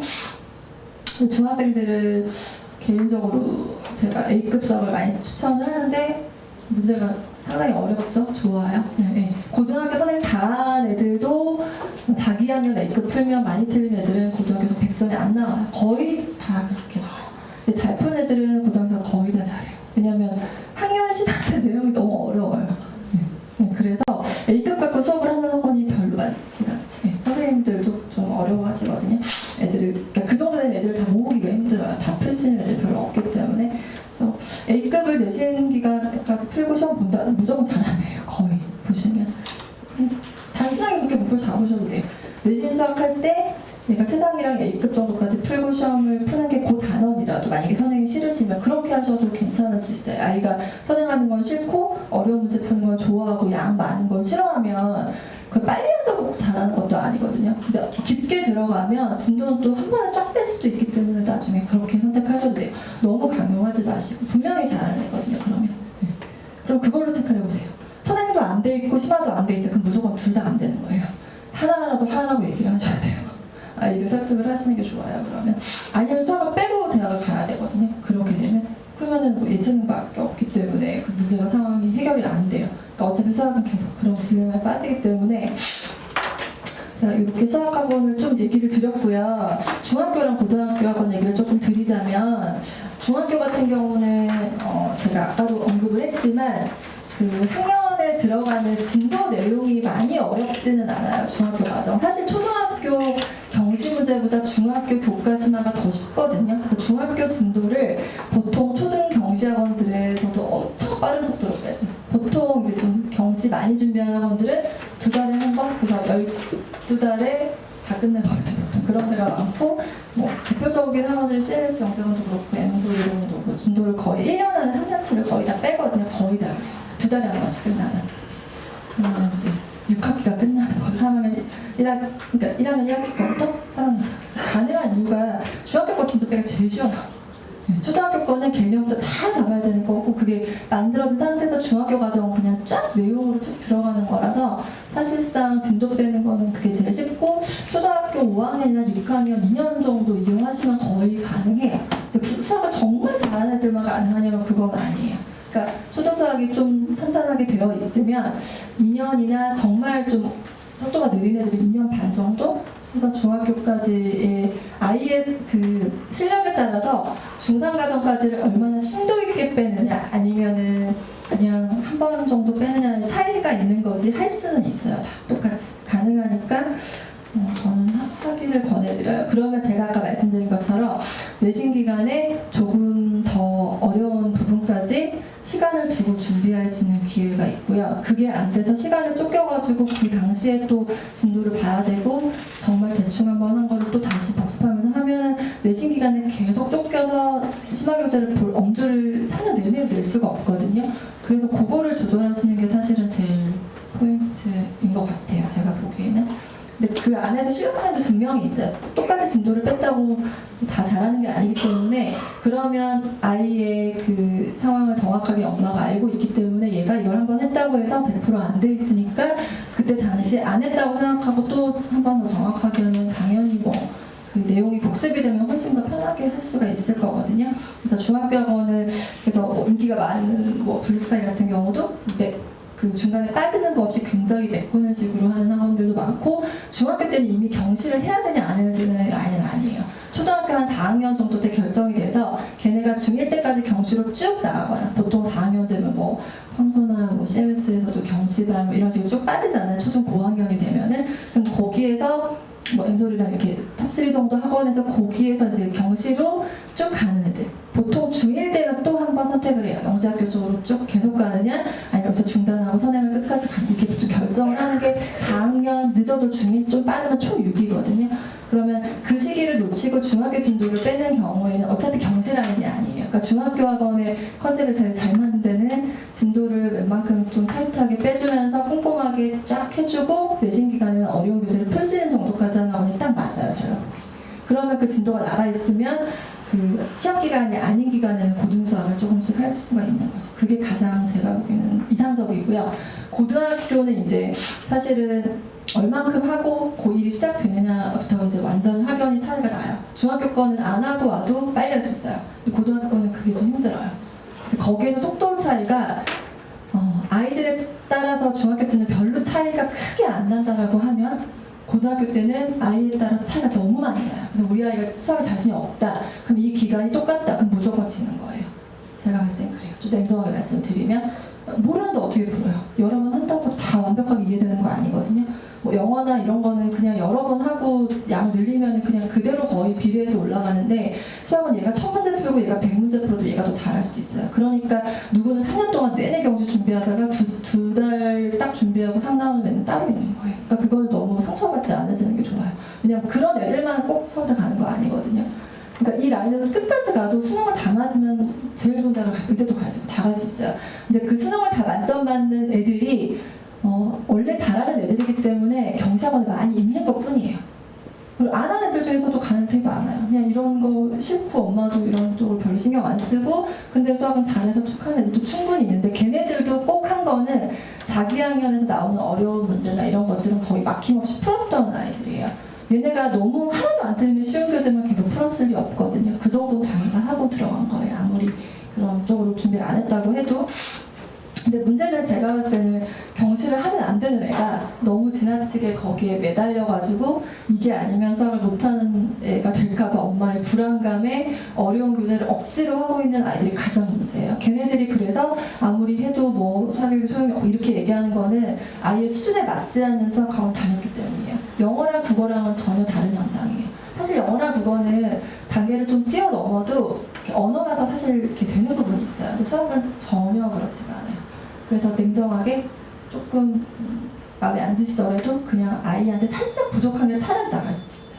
그게 훨씬 더 정확하게 되는 방법이고 거기까지 정확하게만 돼 있으면 그 이후에 나갈 때 여기까지는 됐고 여기서부터 하면 되는데 대충 다 돼 있으면 전부 다 다시 해야 돼요. 수학. 그 시간이 훨씬 많이 걸려요. 그래서 그걸 꼭 체크를 해보세요. 그래서 수학학원 상담을 할 때 이런 정도의 기준을 갖고 딱 가시면 이렇게 좀 정리가 되실 거라고 생각을 해요. 고등학교는 그냥 모의고사 성적 같은 거 보고 학원 컨셉이 뭐 상위권 애들이 많이 다니는 학원인지 그리고 고등학교 학원 이미 이제 등급별로 뭐 원장님 선생님 반 1등급 정도 되는 애들이 들어가기 다 거의 정해져 있어요.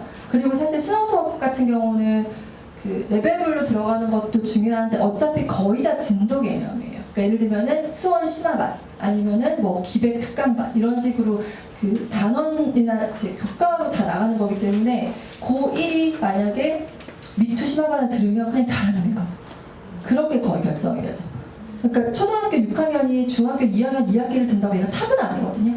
근데 고등학생 애들은 당연히 탑이에요. 왜냐하면 다음 내신 당장 대입이잖아요. 다음 기말고사 수투가 지금 제대로 안 돼 있는데 방학 때 기백 특강을 어떻게 들어요? 그럼 들을 수가 없거든요. 그럼 수투 신화를 들어야 되죠. 미적은 나갈 여유가 없어요. 그러니까 무조건 진도대로 고등학교 때 거의 딱 학원이 결정이 되니까 사실 고르고 말고 할 것도 없어요. 근데 거기서 뭐 선생님이 잘 가르친다고 소문이 났다든지 뭐 그런 게 있으면 하는 거고 그리고 어차피 머리가 되게 수학적 머리가 좋고 어려운 문제를 잘 푸는 애들은 이 선생님을 수업을 선호하고 이게 딱 정해져 있어요. 강사들 컨셉 맞게 가르쳐요. 좀 쉽게 해가지고 이렇게 더 뭐 4등급이나 이런 애들을 2등급까지 올리는 거에 주력하는 선생님들이 계시고 딱 고난이도 문제만 딱 해가지고 100점 만점자를 배출하려는 게 목표인 선생님들도 계시기 때문에 그냥 선택을 해서 들으면 되고 진도별로 뭐 기본이냐 아니면은 그냥 특강으로 한 번 더 훈련반이냐 아니면 심화반이냐 아니면 문제풀이반이냐 이렇게 딱 나눠져 있거든요. 그러면 마지막 파이널 문제풀이반은 이미 그 전에 다 끝나고 기출까지 푼 애들이 더 어려운 문제를 연습을 하는 거기 때문에 그 반을 들어가면 어차피 들을 수가 없어요. 수업 이해를 못 하거든요. 그래서 고등권을 사실 고를 게 별로 이렇게 포인트가 없어요. 그러니까 어렸을 때는 이걸 시켰느냐 이걸 시켰느냐 차이가 되게 많이 나요. 초등학교 때가 가장 크고요. 그리고 중학교 때가 좀 덜하고요. 근데 이거를 너무 여유 있게 하다가 고등학교 때 완전 이게 밀려가지고 막 이렇게 문제가 생기기 때문에 중학교 3년 동안을 학교 시험을 당연히 열심히 준비를 하는데 그 학교 시험 난이도보다 무조건 높게 준비하는 정도의 그거가 제일 중요한 포인트거든요. 거기에 맞추시면은 이제 나중에 아이가 다행히 그렇게 해도 되게 뛰어난 애라서 그냥 합격이 됐으면 상관이 없는데 보통은 잘 그렇게 되지가 않아요. 대부분은 한 만큼 비슷하게 나오는 경우가 많기 때문에 그렇게 얘기를 하시면 될 것 같고 내가 가끔씩 그런 건 별로 신경 안 썼는데 갑자기 학교 경제에서 뜨겠다 이런 그런 애일 가능성이 큰 거예요. 갑자기 이렇게 튀어 올라가는 애들 중에서. 그래서 제가 보면은 공부는 별로 안 하는데 딱 풀려왔더니 자기 학년 거에서 어려운 거 되게 잘 풀어요. 근데 진도는 되게 느려요. 그런 애들은 제가 완전 쥐잡듯이 잡아 진도를 빼주면 확 올라와요. 정말로. 엄마한테 얘기를 해드리거든요. 얘 머리가 되고 충분히 할 수 있는데 진도가 너무 느린데 그걸 제가 수학 못한다고 생각하고 있는 거거든요. 그럼 그냥 진도를 막 되게 많이 넣어도 전혀 소화가 안 될 수가 없어요. 그냥 이해가 되기 때문에 그냥 짠 나가면 그 다음 할 때 훨씬 편하게 풀고 더 어려운 거 풀어도 별로 안 틀리고 이렇게 되거든요. 근데 안 그런 애들은 그렇게 할 수가 없으니까 시간을 좀 길게 잡으시면 별로 이렇게 위험이 덜 따른다고 생각을 하시면 될 것 같아요. 제가 그럼 영어학원을 먼저 좀 설명을 드릴게요. 영어는 딱 잘라서 말씀을 드리면 고등시장 거의 없고요. 영어는 그 전에 대부분 다 끝나기 때문에 초등시장이면 70%라고 생각하시면 돼요. 중학교 시장도 거의 없어요. 지역별로 당연히 좀 다르지만 그냥 초등 전부터, 그러니까 6세, 7세부터 시작해서 초등 한 4학년, 아무리 늦어도 초등 6학년 정도까지라고 보시면 되고요. 아마 키워보셔서 아시겠지만 자기의 철학을 가지고 끝까지 그렇게 키우기가 굉장히 어려워요. 그쵸? 영어 유치원 보낼 때도 고민하셨죠? 왜 보낼 건지 아니면 밝게 키울 건지. 영어 유치원 다니면 안 밝은 거 아니거든요. 근데 밝게 키웠는데 얘네가 지금 2년 이렇게 지나가서 초1 때 딱 애프터를 누르고 보니까 들어갈 반이 하나도 없어요. 그럼 엄마가 그 스트레스 애한테 막 전달 안 하기가 힘들어요. 그때부터 더 어두워지는 거죠. 그게 똑같아져요. 살짝 어두워지면 확 어두워지니까 거의 똑같아지는데, 그래서 제가 보기에는 특별히 거부 반응이 없는 애들은요, 그냥 양만 조절하시면 되는 거지 하냐 안 하냐까지 결정하실 필요 없다고 생각해요. 어린 동생이 있으면, 그러니까 원칙은 있어요. 영어 같은 경우도 한글이 너무 안 돼 있는데 영어를 먼저 되게 많이 하는 별로 안 좋거든요. 근데 보통 영어처럼 빨라도 5세고 보통 6세, 7세, 2년 다닌 애들도 많고 그렇잖아요. 그럼 6세 때 한글을 못 되는 애들은 영어처럼 가면 안 돼도 당연히 되게 느린 애죠. 6세 때 한글이 잘 안 되면. 근데 이 느린 것도 애가 문제가 있어서가 아니라 엄마가 의도적으로 한글을 늦게 가르치셨을 수도 있어요. 개인차가 있어요. 근데 대체적으로는 거의 다 되죠. 아이가 의도를 가지고 자기는 절대 글자를 모를 거야 이럴 수 없거든요. 다 보이는데 책도 있고. 그러니까 보통 6세, 7세 2년 동안의 결과가 똑같을 수 없어요. 보내도 별로 효과가 없는 애들이 있어요. 안 보내면 아예 못하는 거예요. 걔는. 그래서 보통은 그냥 지역을 보시고 이 지역에서 애들이 대부분 다 영어를 많이 한다. 그럼 비슷하게 시키시는 게 저는 좋은 것 같아요. 얘만 특이하게 2년을 갑자기 앞지른다. 그게 더 말도 안 되는 거죠. 걔가 갑자기 어떻게 그렇게 하기 힘들지 않나요? 그렇죠. 보통은 6세, 7세 때 많이 못 닦아놓고 초일이 늦다. 그러면 이제 1, 2, 3학년 동안에 영어를 더 많이 해야 되는데 사실은 그럼 다른 걸 좀 줄이고 영어를 많이 하셔도 돼요. 근데 6, 7세 때 어느 정도 해놨으면 여유 있게 영어를 유지하면 되죠. 유지하면서 예체능을 더 하고 이제 그때 좀 더 밝게 할 수 있죠. 이때 어두웠던 애들 이때 이제 완전 영어만 더 많이 해야 되고 방학 때 특강 오전 타임 다 깔고 원래부터 2, 3년 그대로 넣고 안 한 만큼 하시면 돼요. 왜냐면 그때 안 한 이유가 너무 어릴 때 하는 건 좋지 않다라고 판단하셨으면 이제는 그 정도 안 어리면 그냥 그만큼 하면 되거든요. 근데 아이가 그때 거부 반응을 안 보이면 상관이 없는데 안 하다가 너무 많이 해서 싫다고 하면 이제 그건 엄마가 알아서 해결하셔야 되는 거예요. 이거를 포기하시던지 아니면 아이를 그냥 더 즐겁게 공부할 수 있는 프로그램을 설득을 하시던지 이렇게 하셔야 되고 절대량에 따라서 거의 결정이 돼요. 영어는. 수학하고 좀 달라요. 그래서 아이의 뛰어난 그 언어 실력이 있으면 영어랑 국어가 같이 확 이렇게 자라서 다른 아이들보다 똑같이 2년차인데 3년차 애들이 들어가는 반에 들어가고요. 외국 안 갔다 왔는데 외국 애들 많은 반에 들어가고요. 그냥 그런 차이예요. 그리고 다른 애들은 대치동 시험에 다 떨어지는데 얘는 대치동 탑판에 그냥 그런 차이를 나타내요. 똑같이 2년을 했을 때. 보통 1년차 가지고 조금 힘들고 그걸로 보통 판단을 하죠. 그러면 이제 이건 타고난 언어 감각이에요. 타고난 언어 감각 플러스 독서량이에요. 똑같이 유치원에서 했는데 집에 와서 영어책을 많이 읽는 애들이 있고 안 읽는 애들이 있고 뭐 많이 듣는 애들이 있고 별로 안 듣는 애가 있죠. 홈스쿨링에서 어느 정도까지 실험에서 계속 시킬 수는 없어요. 애가 어느 정도 그게 재밌기 때문에 보통 할 수 있는 거라서 거기까지가 된 애들은 이제 그 영어 레벨이 좀 많이 완성이 돼서 초등학교 때 여유 있게 하시고 싶으시면 그거를 그냥 적당하게 유지를 해가지고 그럼 수능까지는 별로 문제가 없어요. 근데 여기서 애가 영어가 얘 인생에서 좀 중요한 그 목표가 될 수 있다. 외국으로 뭐 가야 된다든지 아니면 얘는 목표가 직업이 그런 쪽에 연관이 크다. 그러면 그게 잘하는 애들은 사실 한 3년에서 4년 정도로 더 세게 보통 시키죠. 그래서 대치동에서 한 4학년, 5학년 때 토플 100점 이상을 딱 찍고 보통 졸업을 하거든요. 그러면 고등학생들 다 잘하죠. 똑같이 풀려도 초등학생이 훨씬 잘 같은, 그러니까 고2가 6월에 모의고사를 봐야 그 모의고사 본 걸로 제가 초등학교 6학년 콘서트라는데 딱 풀리잖아. 얘는 91점에 100점이 나와요. 거의 상관이 없어요. 거의 한 4학년 넘어가면은 차이가 별로 없고요. 개인차는 개인차로 결정이 되죠. 학년 차이가 별로 없고. 그래서 이제 영어가 빨리 되면은 이제 수학할 시간이 나오는 게 장점이죠. 얘는 거의 유지가 되기 때문에 뒤에 이제 시간이 남으니까 남아있는 시간을 계산하는 거예요. 지금 아이 학년으로부터 남아있는 고3까지 기간을 계산을 하셔서 더 단기간에 완성해야 되는 게 영어고요. 그 수학은 어차피 아무리 잘해도 그냥 고3 직전까지 계속 해야 되는 거기 때문에 고3 직전에 영어를 5%라도 하고 있어야 되는 상황인지 1%도 안 해도 되는지 15%를 해야 되는지 그거를 보셔야 되는데 15%를 하고 있어도 수학이 너무 좋은 애들은 커버를 하겠죠? 근데 보통이면 당연히 시간이 뺏기니까 성적이 떨어지겠죠. 그냥 그렇게 보시는 게 맞아요. 왜냐면 그 전에 진도랑 공부가 거의 끝나고 고3 때는 어차피 시험 대비잖아요. 내신도 거의 그 전에 다 끝나거든요.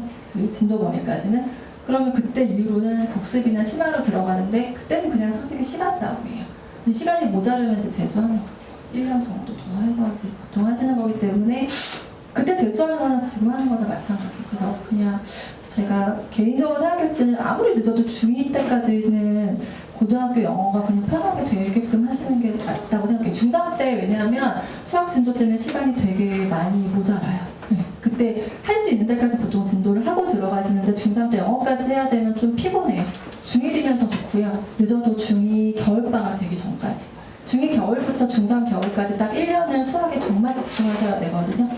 그래서 그 기간까지 그 전에 완성하시면 좋고 이제 국어는 영어처럼 완성 시점이라는 게 없어요. 근데 이제 완성 시점이라는 건 없지만 수준이 완성되는 시기는 되게 빠르죠. 6학년이나 중1이나 사실 그 이전에도 국어 실력이 좋은 애들은 테스트의 기회가 없어요. 그러니까 뭐 영어학원처럼 레벨이 딱 나오는 것도 아니고 초등 저학년 때는 이제 제가 뒤에서 말씀드리겠지만 뭐 논술이나 책 읽기 위주로 쭉 가다가 중학교 때는 국어학원이 사실 별로 없거든요. 그리고 이제 고등부 내신학원, 이렇게 양분이 돼서 수능학원이랑 중학교 애들이 수능학원을 다니진 않거든요. 중학교 시장이 좀 없어요. 국어 시장 같은 경우는 논술로 쭉 이어지는. 그래서 논술을 하면서 중학교 과정에서 문법이 필요한 부분은 그런 것도 중간에 하고 문학 수업도 하고 수능의 기초가 되는 부분을 그냥 국어 수업을 쪼개서 내신이랑 맞춰서 하는 학원이 대부분이고요. 중학교 학원들은 저학년들은 거의 책 읽기나 글쓰기나 뭐 그런 수업으로 보통 들어가거든요. 제가 영어 학원부터 조금 보여드릴게요. 제가 첫 번째로 왜 시스템을 얘기를 했냐면 수학은 시스템으로 잘 안 돼요. 영어는 거의 돼요. 그래서 수학은 대형학원이 별로 없는 반면에 영어는 대형학원이 많죠. 거의 성공을 거두었고, 근데 이제 영어가 입시 시장에서 약화가 되면서 뭐 청담이나 아니면은 뭐 여러 큰 학원들이 조금 어려운 상황도 가고 그랬는데 어쨌든 그 시스템 자체는 좋게 남아있기 때문에 아이가 굉장히 영어를 잘하면 그냥 뭐 대체적으로 치면은 그냥 그 탑 학원들을 보내시는 방법이 좋을 수 있고요. 그냥 무난하다 영어가. 영어를 그렇게 잘하진 않고 영어를 잘하는데도 애들이 너무 영어를 잘해서 자존감이 좀 떨어진다. 그럼 솔직히 인기는 좀 없어도 대형학원 보내셔도 저는 좋다고 생각해요. 왜냐하면 시스템이 좋다는 건 강사랑 상관없이 그대로 그걸 다 하면 애가 잘하게 된다는 얘기인데 그게 영어가 가장 적합해요. 과목으로 따지면. 국어 수학은 그게 좀 덜 되고요. 영어는 거의 그대로 되거든요. 그래서 그런 큰 학원들은 그 교재 베이스로 어디까지 딱 이렇게 하는 그 매뉴얼이 좀 잘 나와 있어요. 특히 지방이면 꼭 그렇게 하시는 게 좋으세요. 개인적인 자질도 좀 필요한데 시스템으로 좀 하시는 부분은 그대로 활용하시는 게 좋을 수 있고요. 그리고 지금 제가 2번을 목적에 맞게 선택해야 된다고 했는데 영어를 더 할 필요가 없는데 더 하실 필요가 없어요. 예를 들면 얘가 수능 영어까지가 거의 끝나간다. 모의고사만 쳐보면 확인이 돼요. 그러면은 얘가 수능까지만 하겠다. 수학을 더 해야 된다. 그럼 영어를 아주 낮은 비율로 줄이시고요. 주 1회 정도로 학원에서 종합적으로 독해하고 단어만 꼼꼼하게 봐주고 문법 테스트는 적어도 한 달에 2번 정도는 해준다고 하면 딱 되면 거기로 보내시는 거예요. 학원이 유명하든 안 하든 이건 전혀 상관이 없어요. 영어가 어느 정도 완성이 되고 나면.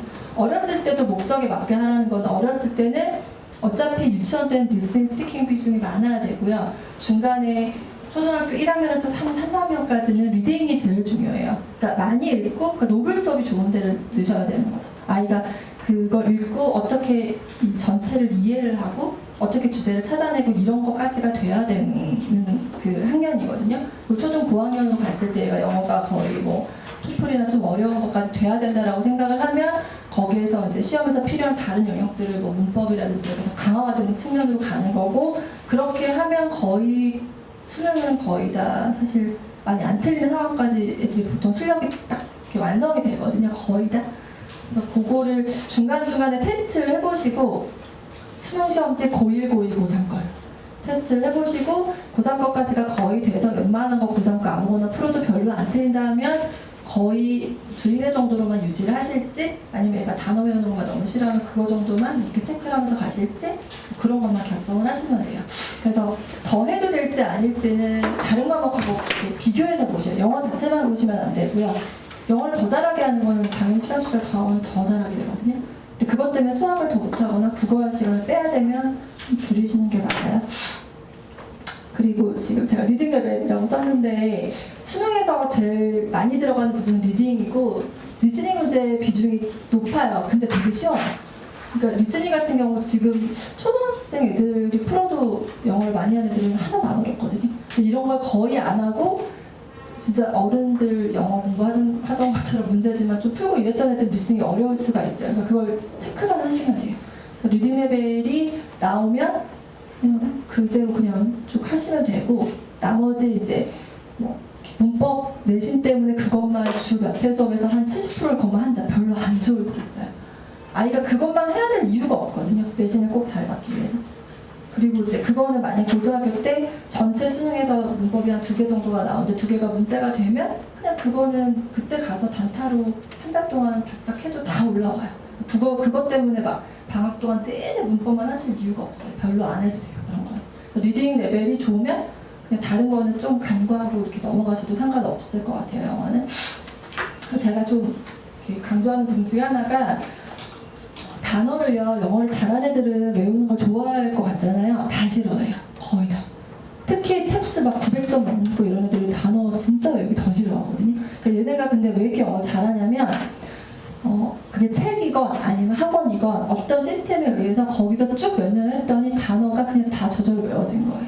그러니까 학원 설명 같은 데를 가면 그런 걸 포커스를 어느 정도 맞춰 설명하는 학원이 있고요. 별로 얘기 안 하는 학원이 있는데 우리 학원에서 몇 년 동안 이렇게 쭉 하면 이 단어가 이렇게 반복이 돼서 교재에 또 이렇게 한번 나오고 이렇게 해서 이렇게 쭉 이렇게 설명을 하는 학원도 있어요. 저는 그런 학원이 좋은 학원이라고 생각해요. 아이가 따로 안 외워도 그냥 그날 가서 선생님이 만약에 예를 들어서 뭐 수업 끝나기 전에 오늘 했던 거 다시 한번 체크를 하게 해서 5분 동안 하게 한다든지 일주일 동안 그걸 모아가지고 숙제로 한 번 100개씩 외우게 해서 안 되면 한 번 남겨가지고 하게 한다든지 아니면 책에서 자동으로 복습이 되게 한다든지. 그러니까 자동 복습이 제일 좋겠죠. 이 교재에서 미리 단어 테스트를 한 다음에 이게 이제 노블에 다 나온다든지 이렇게 아니면 거기서 파생되는 단어를 되게 활용을 해가지고 라이팅 숙제를 낸다든지 이런 식으로 해서 그 시스템 안에서 그 단어가 좀 웬만큼 저절로 외워지는 데가 좀 좋은 데인데 영어를 오래 가르치고 이제 시스템이 있는 학원들은 이런 게 되게 잘 갖추어져 있어요. 그래서 설명해서 가만히 이렇게 들어보시면 딱 이렇게 얘기하는 학원도 있어요. 잘 고르시면 돼요. 나중에 궁금하시면 따로 알려드릴게요. 업체를 얘기를 못하겠어가지고. 국어학원들도 제가 좀 설명을 드릴게요. 보시고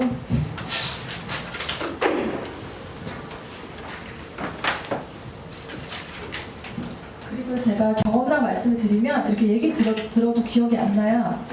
직접 보내보셔야지 알 수 있어요. 그래서 친구들이 가는 학원도 따라서 가보세요. 그럼 앞에 가면 이렇게 무슨 홍보물도 있고 여기는 뭐 반이 몇 개 이렇게 조금씩 물어보시면은 그게 직접 본 거는 기억이 나는데 하나도 기억이 안 나요. 보내보면 딱 기억이 나요. 거의 다. 볼게요. 초등부 국어는요 중단을 안 하기가 되게 어려워요. 영수에 비해서 하다가 거의 중단이 돼요. 왜냐하면 아시죠 이유는? 별로 이렇게 해도 안 해도 별로 티가 안 나요. 그래서 길게 가도 도움이 되는 프로그램을 확인하라고 쓴 게 어머님들이 수능 시험지를 풀어보셔야 돼요. 수능세대가 아니신 분들은. 제가 소장팅하는 어머님들한테 가끔씩 풀려보고 집에 가서 몰래 한번 풀어보시라고. 풀어보면 답이 나와요. 아 이게 얘가 지금 이거를 풀려면 제가 시간이 이 정도 안에 꼭 풀어야 된다고 시간도 말씀을 드리거든요. 그러니까 천천히 풀었을 때 풀리고 시간이 이렇게 없을 때는 좀 더 안 풀리고 이게 일반적인 거고 사실은 시간을 더 줘도 어려운 문제는 어렵긴 해요. 수학은 아예 안 풀리는 거고 국어는 시간을 더 주면 거의 풀 수는 있어요. 그러니까 시간에 꼭 맞춰서 풀어보셔야 되는데 풀어보면 얘가 틀리는 문제를 나는 맞는데 얘는 왜 틀릴까 고민을 해보시면 답이 나오거든요. 그러니까 이게 가장 기본적인 거는 어휘예요. 어휘에서 안 되면 고등학교 3학년, 2학년을 가도요. 그 수능 문제에서 문제를 이렇게 풀 때 그 정확한 어휘에 대한 범위를 어디까지 두는지가 에이드마다 달라요. 수학 같은 경우는 1이냐, 1.01이냐 이거를 숫자로 딱 표현을 해주잖아요. 근데 국어는 이걸 고르라고 하는데 여기까지 이거로 봐야 되는지 아니면 이거는 이렇게 보면 안 되는지를 판단을 못해요. 이게 수학처럼 명확하지가 않아요. 그러면 이게 감각적으로 좋은 애들은 이건 당연히 이거지 딱 골라요. 근데 이게 안 좋은 애들은 학습을 해야 돼요. 그러니까 이게 어휘를 정확하게 정의를 할 수 있으면 훨씬 쉬운 문제가 돼요. 예를 들면 아이들이 엄마 이거 무슨 뜻이야 이렇게 물을 때 우리가 엄마들 중에서 편하게 대답하실 수 있는 엄마가 있고 잠깐만 이렇게 하면 네이버 찾아봐야 되는 엄마도 더 많죠. 그러면 그거를 그 한자의 뜻까지 추론을 해서 그 한자를 쓸 수는 없어도 정확하게 이게 무슨 뜻인지 이렇게 풀어서 설명할 수 있어야만 국어를 대부분 잘해요. 거기에서 만약에 한자 교육이 너무 미미해서 필요하다라고 하시면 어렸을 때 조금 병행을 하시면 좋고 급수 이런 거 별 의미도 없어요. 급수를 따면 좋은데 급수를 따면 좋은 거는 그것 때문에 그걸 한번 보게 되는 의미가 있는 거지. 급수는 저 한자도 상급인데 왜 국어 어휘가 안 되고 이런 데 많아요. 그냥 외우고 다시는 기억하지 않았지 이렇게 하면 다 그렇죠. 그러니까 그거 의미를 이렇게 보는 게 중요해요. 차라리 마법천 잡는 게 훨씬 나아요. 그거 급수 따는 것보다는. 그럼 그거는 뭐 바람 풀어 설명할 때도 그거 갖고 스토리라도 있으니까 기억이 나는데 이거는 한자도 막 외우고 하나도 기억 못하는 게 있거든요. 그래서 애하고 그냥 말 가지고 이렇게 지능도 다 그걸로 결정을 해요. 설명에 불과를 시키거든요. 그럼 그거를 어떤 범위까지 민주주의면 민주주의 설명을 그리고 민주주의의 정확한 정의를 모르면 설명 못해요. 우리 민주주의 모르지 않잖아요. 정확한 정의 설명 못하죠. 그거에서 국어가 딱 차이가 나거든요. 그러면 학원 수업이 너무 이렇게 딱 해서 뭐가 딱 될 것 같은 프로그램은 그거 다 별로 안 좋은 프로그램이에요. 잘 안 돼요. 원래부터가. 그래서 그 학원 교재나 선생님에게 쭉 봤을 때 당장 성과가 별로 없는데 그냥 계속하면 되게 똑똑해질 것 같은 느낌이 드는 학원이 좋은 학원이에요. 국어. 추상적으로 설명을 했는데 뒤에 좀 설명드릴게요. 좀 어려워요? 단기적인 성과는 어휘, 뭐 한자, 성어, 문법밖에 없어요. 거의.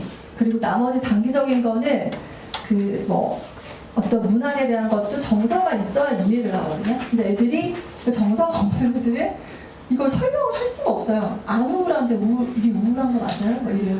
주인공의 내면 심리가 어떻게 선별되는지 보라고 하는데 내면이 자기 봤을 때 별 변화가 없어요.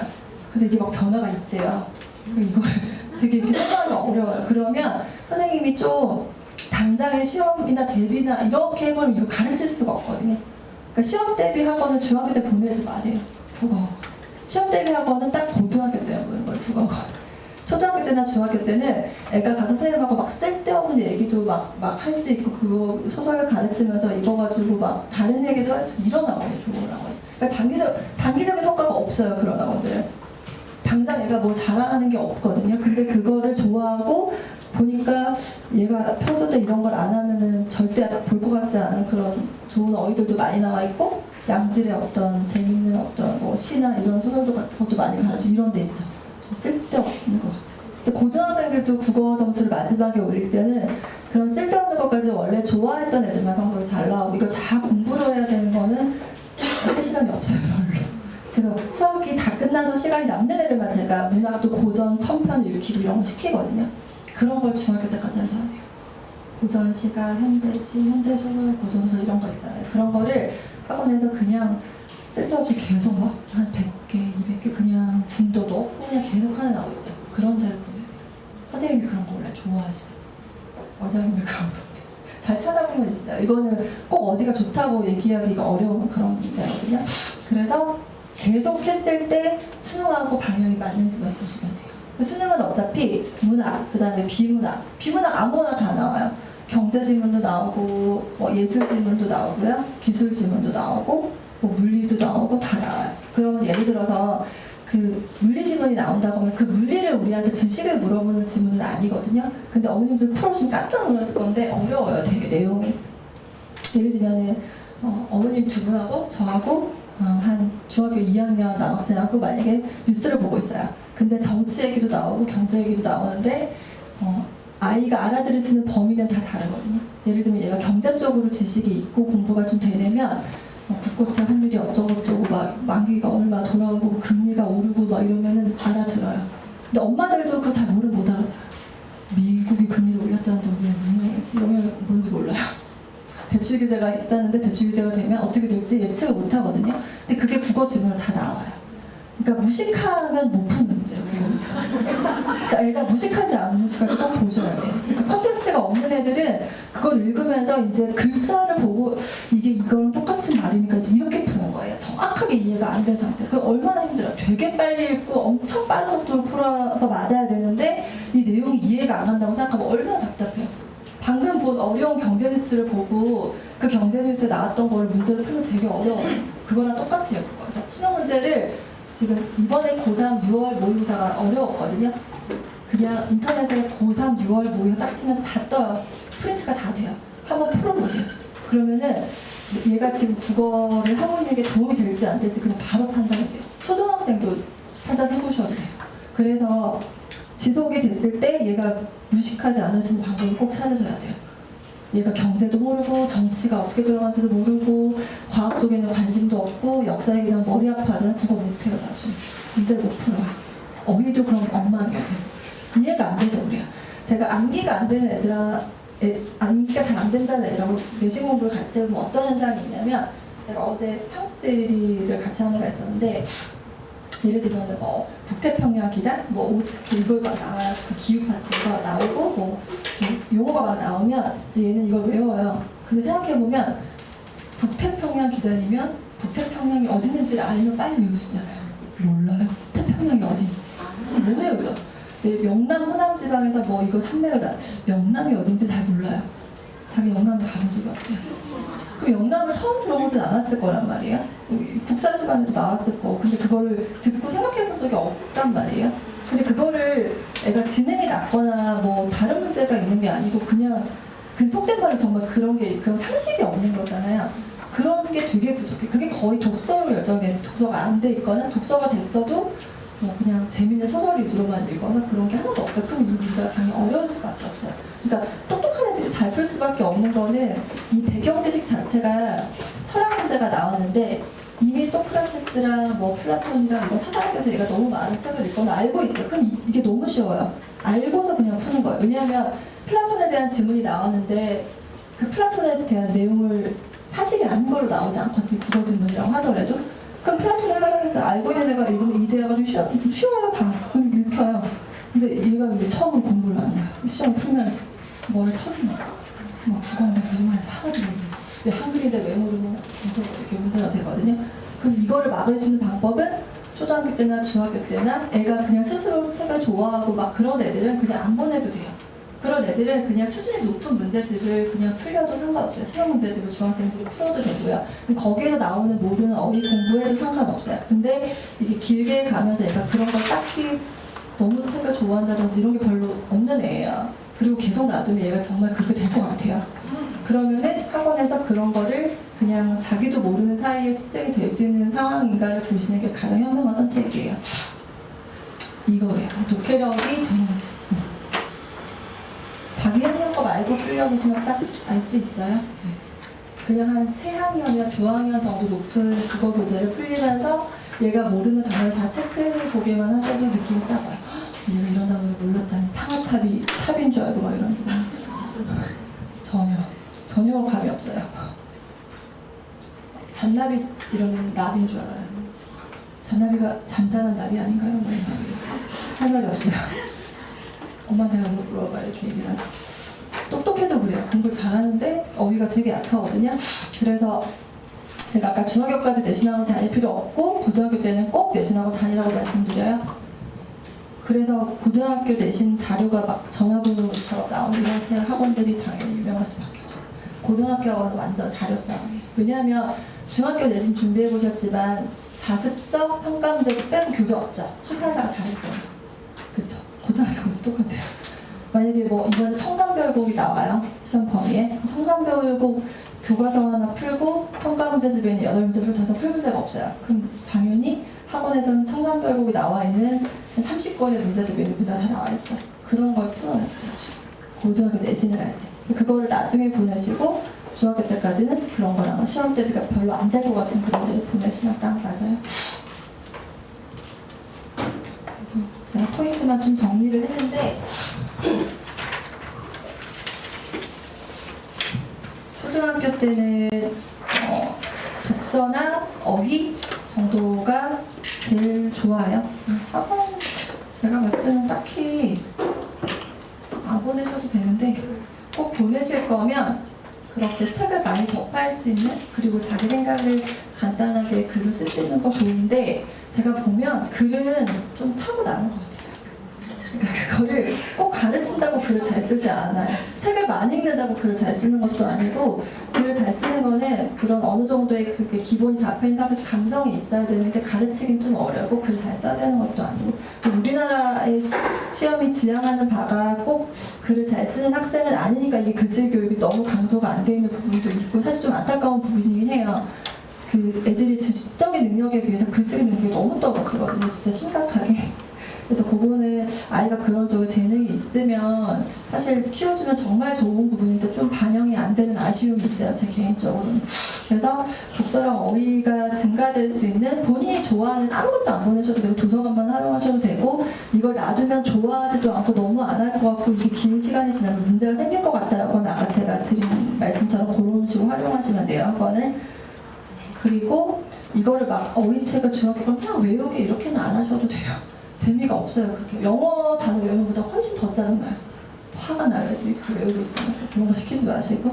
그리고 초등학교 고학년 때 수능 기본이라고 제가 쓴 이유가 영역별로 얘가 특별히 부족한 부분이 없는지 체크를 해보시라고 쓴 거예요. 예를 들면 문과적인 성향이 되게 강해서 과학책을 너무 싫어해요.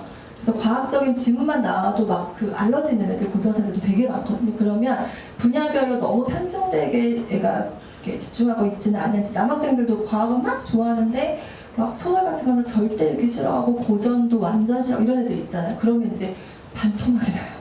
그래서 영역별로 어머님들이 수능 시험들을 쭉 보시고 얘가 특별히 되게 싫어하는 부분이 없는지 정도 체크를 하시면 좋아요. 아니면 거기서 이제 화법, 작문, 문법에서 그 문법 파트 문제가 좀 나오고 뒤에 독서랑 문학이 세 파트로 나오거든요. 듣기가 지금 빠졌기 때문에. 그럼 거기에서 얘가 중학교 정도 문법이랑 고등학교 정도 문법이 완전 다른 게 아니고 그냥 난이도가 좀 차이가 나요. 뿐이에요. 중학생 그 영어 문법처럼. 그래서 이게 너무 많이 틀릴 것 같으면 중학교에서 나오는 문법책 같은 거를 시험처럼 한번 쭉 쳐보게 하시면 얘가 맞춤법은 너무 모르는지, 아니면 어휘가 너무 안 돼 있어가지고 어휘 문제를 너무 틀리는지, 글쓰기 개요 문제나 이런 쓰기 문제를 너무 틀리는지를 체크할 수가 있어요. 수능에서 제일 쉬운 기본 교재들이 있어요. 수능 고1 거 말고 뭐 고1 전에 예비 고1 단계 이런 문제집들이 있어요. 그런 거 갖고 한번 체크를 해보시면 한 초등학교 6학년이나 5학년 정도 된 학생들이 그걸 너무 많이 틀리면 문법을 한번 잡아주시는 게 좋아요. 왜냐면 중학교 내내 3년 동안도 그 내신에서 문법이 살짝 걸릴 수가 있고, 영어 문법하고 다르게 국어 문법은 한 번에 완벽하게 커버가 안 돼요. 영어 문법은 그걸 맞냐 모르냐 판단하는 문제로 나오지만 국어 문법은 그것 때문에 다른 문제를 풀 때도 좀 문제가 발생되는 경우가 많거든요. 그러니까 대충 해석을 해가지고 영어는 답을 낼 수가 있는데 국어는 영어보다 훨씬 예민하게 선지를 골라야 되게 문제가 나오기 때문에 그 단어 하나하나 의미를 정확하게 모르거나 문법적인 오류가 좀 있으면 그 거기에서 서술형 문제에서도 감점이 될 수가 있고, 내신 같은 경우에 나중에 문제가 좀 전반적으로 걸쳐서 나오니까 문법 미리 체크하시는 건 괜찮으시고, 중학교 때 했던 문법이 좀 돼 있으면 고등학교 가서도 문법 공부를 좀 적게 해도 되거든요. 그래서 그거는 한번 체크해 보시는 게 좋아요. 국어는 중학교 때도 요거에서 심화되는 거라고 생각하시면 돼요. 중학교 때 사실 독서할 시간이 좀 부족하거든요. 어휘를 또 따로 볼 시간도 좀 부족하고, 그러니까 보통 제가 생각했을 때 중학교 1학년이나 2학년 정도 되는 학생들이 고1에서 어렵지 않은 정도의 수능 교재 정도를 갖고 좀 충분히 연습을 해보고 실력이 좀 되면은 고2, 고3 구분이 별로 없어요, 국어는. 그러니까 고등학교 교재는 거의 비슷하고 고3 게 조금 어렵고 이런 정도거든요. 그래서 그거를 그냥 중학교 내내 수능 교재를 접해보시기를 추천을 드려요. 수능이 절대평가로 네. 똑같아요. 왜냐하면 지금 영어가 절대평가로 바뀐 지 얼마 안 됐잖아요. 근데 영어가 절대평가로 바뀌어서 달라진 점이 뭐냐면 과도한 영어 학습을 안 해도 될 뿐이지 1등급 받는 게 되게 쉬운 건 아니에요. 그러니까 레벨까지 가는 게 얘가 지금 완성이 돼 있으면은 거기서 유지만 하면 되고 수학을 더 하면 되는 거고, 만약에 그 레벨까지 지금 중2인데 고3 레벨까지 국어가 편안하게 막 절대평가로 바뀌어서 90점 1등급이에요. 근데 90점 1등급 받기가 어렵거든요. 더 어려워요, 영어보다. 그러면 그 레벨까지는 공부가 똑같은 거고, 대신 90이냐, 94냐, 96이냐, 98이냐 이런 문제만 갖고 얘기를 안 한다는 것 뿐이지 1등을 받는 건 너무 똑같이 어렵고 대신에 이제 예를 들면 100명 중에서 3명이나 4명 정도만 좋은 대학을 생각할 수 있었던 상황이 20명이나 15명 정도까지 기회가 늘어나는 거니까 우리 애가 탑이 아니어도 거기까지 가기가 더 수월해졌다는 얘기니까 사실 기회는 더 많아진 거고 그 안에서 제대로 공부가 될 리가 있으면 내신이나 수능에서 그 1, 2점 차이까지 완벽히 극복할 정도의 태도가 아니거나 그 정도가 좀 부족했었어도 준비나 이런 거 있어서 근데 충분히 그 뒤에 만회할 시간이 있다는 얘기거든요. 사실은 더 많은 기회가 있을 수 있는 것처럼 저는 보여요. 왜냐면 그러니까 영어 시장이 절대로 바뀌면서 죽은 시장은 거의 탭스 시장, 그리고 수능에서 만점자에 해당되는 시장이 좀 죽었고요. 사교육 쪽에서는 당연히 이렇게 줄어들어요. 근데 국어 같은 경우는 사실 사교육에서 다 커버하기 좀 어려운 과목이거든요. 그러니까 국어가 강화가 되고 있는 건 그거랑 같이 가요, 맥락이. 사교육을 누르려면 사교육이 치열한 지역의 애들이 그 성적이 잘 나오는 과목을 보통 손을 보게 되는데 그게 대표적인 과목이 영어거든요. 너무 차이가 많이 나요, 실제로도. 거의 뭐 한 5년에서 7년까지도 차이가 나거든요. 많이 영어를 한 지역이랑 그냥 일반적인 그 비교를 했을 때. 네, 국어 같은 경우는 지금도 난이도가 워낙 어려워서 90점대 초반에 1등급 커트인데 그거 받기가 되게 어렵고 난이도가 하락하지는 않아요. 등급에서 급간 차이를 90에서 100까지를 동일하게 보겠다는 건데 아마 전체적인 거는 과열은 조금 내려갈 거고요. 지금 어머님들이 전부 다 고위고사는 아니시기 때문에 중학생이 수능을 이 제도가 남아있다라고 가정을 하면 그것까지 갔을 때는 방향성은 똑같아요. 대신에 우리 애가 한 90점 정도까지는 받을 수 있는데 100점 못 받아요. 근데 얘는 좋은 거죠. 극상위권 애들한테 사실 더 불리하고 그 뒤에 이제 뭐 면접이라든지 이런 걸로 얼마나 그게 가려질지 변별력에 대한 문제들은 그 많이 준비하고 극상위권 애들 같은 경우는 이제 거기서 더 준비를 더 할 거고 그렇지 않은 애들은 그 레벨까지가 똑같이 이제 기회가 오는 거니까 훨씬 좋다고 볼 수 있어요. 보통 대부분의 아이들에게는. 그래서 중학교 때 영어랑 국어는 둘 다 수능 교재 정도를 푸시면 좋고요. 사실 이거는 오히려 초등학교 때에 비해서 범위가 딱 한정적으로 이렇게 주어지는 거라서 레벨을 보고 시중교재 갖고 아이 그 레벨을 판단해서 가시기가 훨씬 더 좋아요. 왜냐하면 문제집들마다 좀 다르긴 한데 모의고사 등급 것도 다 나와 있거든요. 문제집에도. 그러면은 뭐 2016년도 3월 모의고사를 풀었는데 얘가 92점이 나오면 이게 1등급인지 2등급인지 다 알 수 있어요. 얘기를 계속 다 알면서 갈 수가 있거든요. 그래서 보통 영어랑 국어는 90점까지는 그냥 없는 점수라고 생각하시고 90에서 100점까지 목표로 보통 가는 거라서 그 상황에서 시험이 어려우면 좀 떨어지더라도 1등급은 당연히 유지가 되는 거고 그렇게 보시는 게 제일 정확해요. 그래서 애들이 영어 공부를 원래 미리 되게 많이 준비했던 애들은 사실상 고등학생 애들이 영어 공부를 많이 안 하고 있는 게 사실이고 그 전에도 그건 똑같았어요. 절대평가 전에도. 어차피 아무리 어려워도 100점인 애들이 있잖아요. 미리 걔네들은 어차피 영어를 별로 안 하고 있었고 절대로 바뀌니까 짜증이 나는 거예요. 그리고 밑에 애들은 9점까지를 편안하게 받아야 되는데 이것도 못 맞으면 큰일 나니까 걔네들은 영어 공부를 더 많이 하는 거죠. 그전에는 오히려 좀 포기를 양상은 거의 그렇게 가고 있어요. 그리고 지금 고등학교 때는 뭐 사실 따로 볼 게 없고요. 제가 아까 얘기한 거 중학교 때 내신 기간에 한 년 심화하는 거 나머지 기간에는 선행을 가볍게라도 잘하면은 선행 뺄 때 조금 어려운 교재로 2권, 이렇게 3권 이렇게 같이 가시면 돼요. 보통은 한 권 가지고 정확하게만 한번 하시면 되고요. 제가 과학을 뒤에 이렇게 쓴 이유가 과학을 지금 이제 공통과학이랑 공통사회가 아마 수능 과목으로 채택될 가능성이 되게 높거든요. 그래서 아마 과학이나 사회에 대한 관심이 지금 중학생, 뭐 어머님들, 초등학교 고학년 어머님들 다 있으실 텐데 지금 고1 과학이 융합과학인 학교가 대부분이잖아요. 지금 현재 상황에서 융합과학이 좀 어려워요. 그러니까 원투 과목에서 살짝 섞어서 융합과학을 만든 형태로 지금 나와 있고 그게 개편이 안 될지 될지 모르겠는데 공동과학이 수능 과목에 전체가 들어가면 이제 물화생지를 다 해야 되는 상황이 오고 그게 언제 그랬냐면 90년대 수능이 계속 그랬었어요. 2000년대 초반도 마찬가지였고 저도 이과 나왔는데 저희 때도 이과여도 사회과목 4과목 필수에 과학 원과목 4개 필수에 2과목 과학 하나 선택 이렇게 총 9개를 봤거든요. 근데 이대로 돌아갈 가능성이 있어요. 지금 7월에 발표가 나야지 알겠지만 그럼 어쨌든 고1 때 과학이 당연히 이렇게 과열이 될 거예요. 그리고 중요하게 되면 고등학교 올라가서 애들이 또 과학 갖고도 학원 많이 다니고 분명히 이럴 거란 말이에요. 그러니까 그 전에 국영수를 하시면 그때 다니시면 돼요. 지금 다니지 마시고. 이해되시죠? 지금 미리 과학학원에서 막 이렇게 설명을 하잖아요. 그걸 하지 마시고 수학을 먼저 해요. 그리고 그때 필요할 때 과학을 하시면 다 돼요. 수학이 되는데 과학이 안 되는 이유가 없어요. 물리가 제일 어려운데 수학이랑 거의 똑같은 거고 공식 같은 거는 또 공부를 해주면 되기 때문에 지금 하실 거면 제가 아까 국어할 때 얘기한 것처럼 과학에서 그 초등학교 과정에서 배우거나 중학교 과정에서 내신 들어갈 때 그 파트에 대해서 정확하게 좀 심화를 하는 그 뭐 책을 보든 자습서를 봐도 좀 꼼꼼하게 보든 유전 파트 문제가 나오면 유전에 대해 좀 더 알고 싶으면 좀 어려운 교재까지 사서 보든 그 파트를 깊게 들어가는 것 정도로 독서로 활용하셔도 되고 꼭 외울 필요가 없잖아요. 초등학생들은 그거를 그냥 책으로 봐도 되잖아요. 그런 식으로 활용하시는 게 제일 좋고요.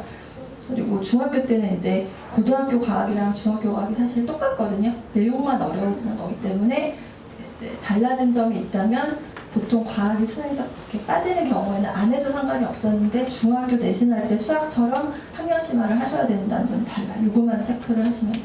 그래서 아마 중학교 내신이 강화가 될 이유는 없기 때문에 이걸로 고등학교 가는 게 아니기 때문에 아마 그렇게 되더라도 다 학원을 다니진 않겠지만 고등학교 가서 이렇게 수능에 포함이 된다고 하면 문제는 달라질 수 있어요. 그러니까 내신 기간에 내신 자체 점수보다도 고등학교 가서 이게 안 깔려 있으면 그때 과학이 너무 어려워지기 때문에 수학하고 같이 조금 이렇게 아마 강도가 높아지는 공부가 필요할 수 있거든요. 요거 정도만 주의하시면 되고 사회 같은 경우는 제가 봤을 때 국어랑 거의 다 연결이 돼요. 용어나 이런 게 명확하게 안 돼 있는 애들은 구조를 잘 못 보고 어휘에서 이해력이 좀 떨어지면 사회가 잘 안 나와요. 왜냐하면 사회문화, 정치, 뭐 국가, 사회, 생윤, 윤리와 사상 이런 것들 다 거의 국어랑 연관이 크고요. 역사 과목 중에 세계사도 그렇고 동아시아사도 그렇고 경제 같은 경우도 국어 베이스에 수학이 좀 드는 애들, 한국지리도 국어 베이스에 수학이 드는 애들 거의 이런 식이기 때문에 그것만 좀 주의해서 보시면 되니까 국영수로 딱 잡고 시간적인 여유가 있으면 중학교 내신 기간에 과학 시간을 같이 해주시면 거의 수능하고 내신하고는 같이 거의 대비가 될 수 있을 것 같아요.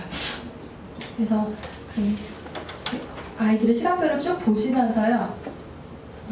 정말 필요한 거 빼고 나머지를 조금 조정하시는 것도 저는 괜찮을 거라 생각해요. 애들이 생각보다 되게 피곤해할 수 있거든요. 하루 다 비우셔도 괜찮아요. 조금씩 한 시간 쉬고 이렇게 하면 애들이 하나도 안 쉬는 것 같아요. 목요일은 그냥 학교 갔다 와서 쫙 이렇게 하루 빼주시던지 주말 같은 경우에도 토요일날 쫙 몰고 일요일은 확 쉬던지 이렇게 좀 조절해 주시면 좋을 것 같아요. 애들이 매일매일 공부한다고 생각해요. 얼마 하지도 않으면서. 그래요 진짜. 계산해보면 얼마 되지도 않아요. 근데 맨날 저는 하루도 쉴 수가 없어요. 막 이렇게 얘기하거든요. 그래서 하루 쉬게 해주시면 좋을 것 같아요. 개별적인 질문을 마이크 끄고 받을게요. 감사합니다.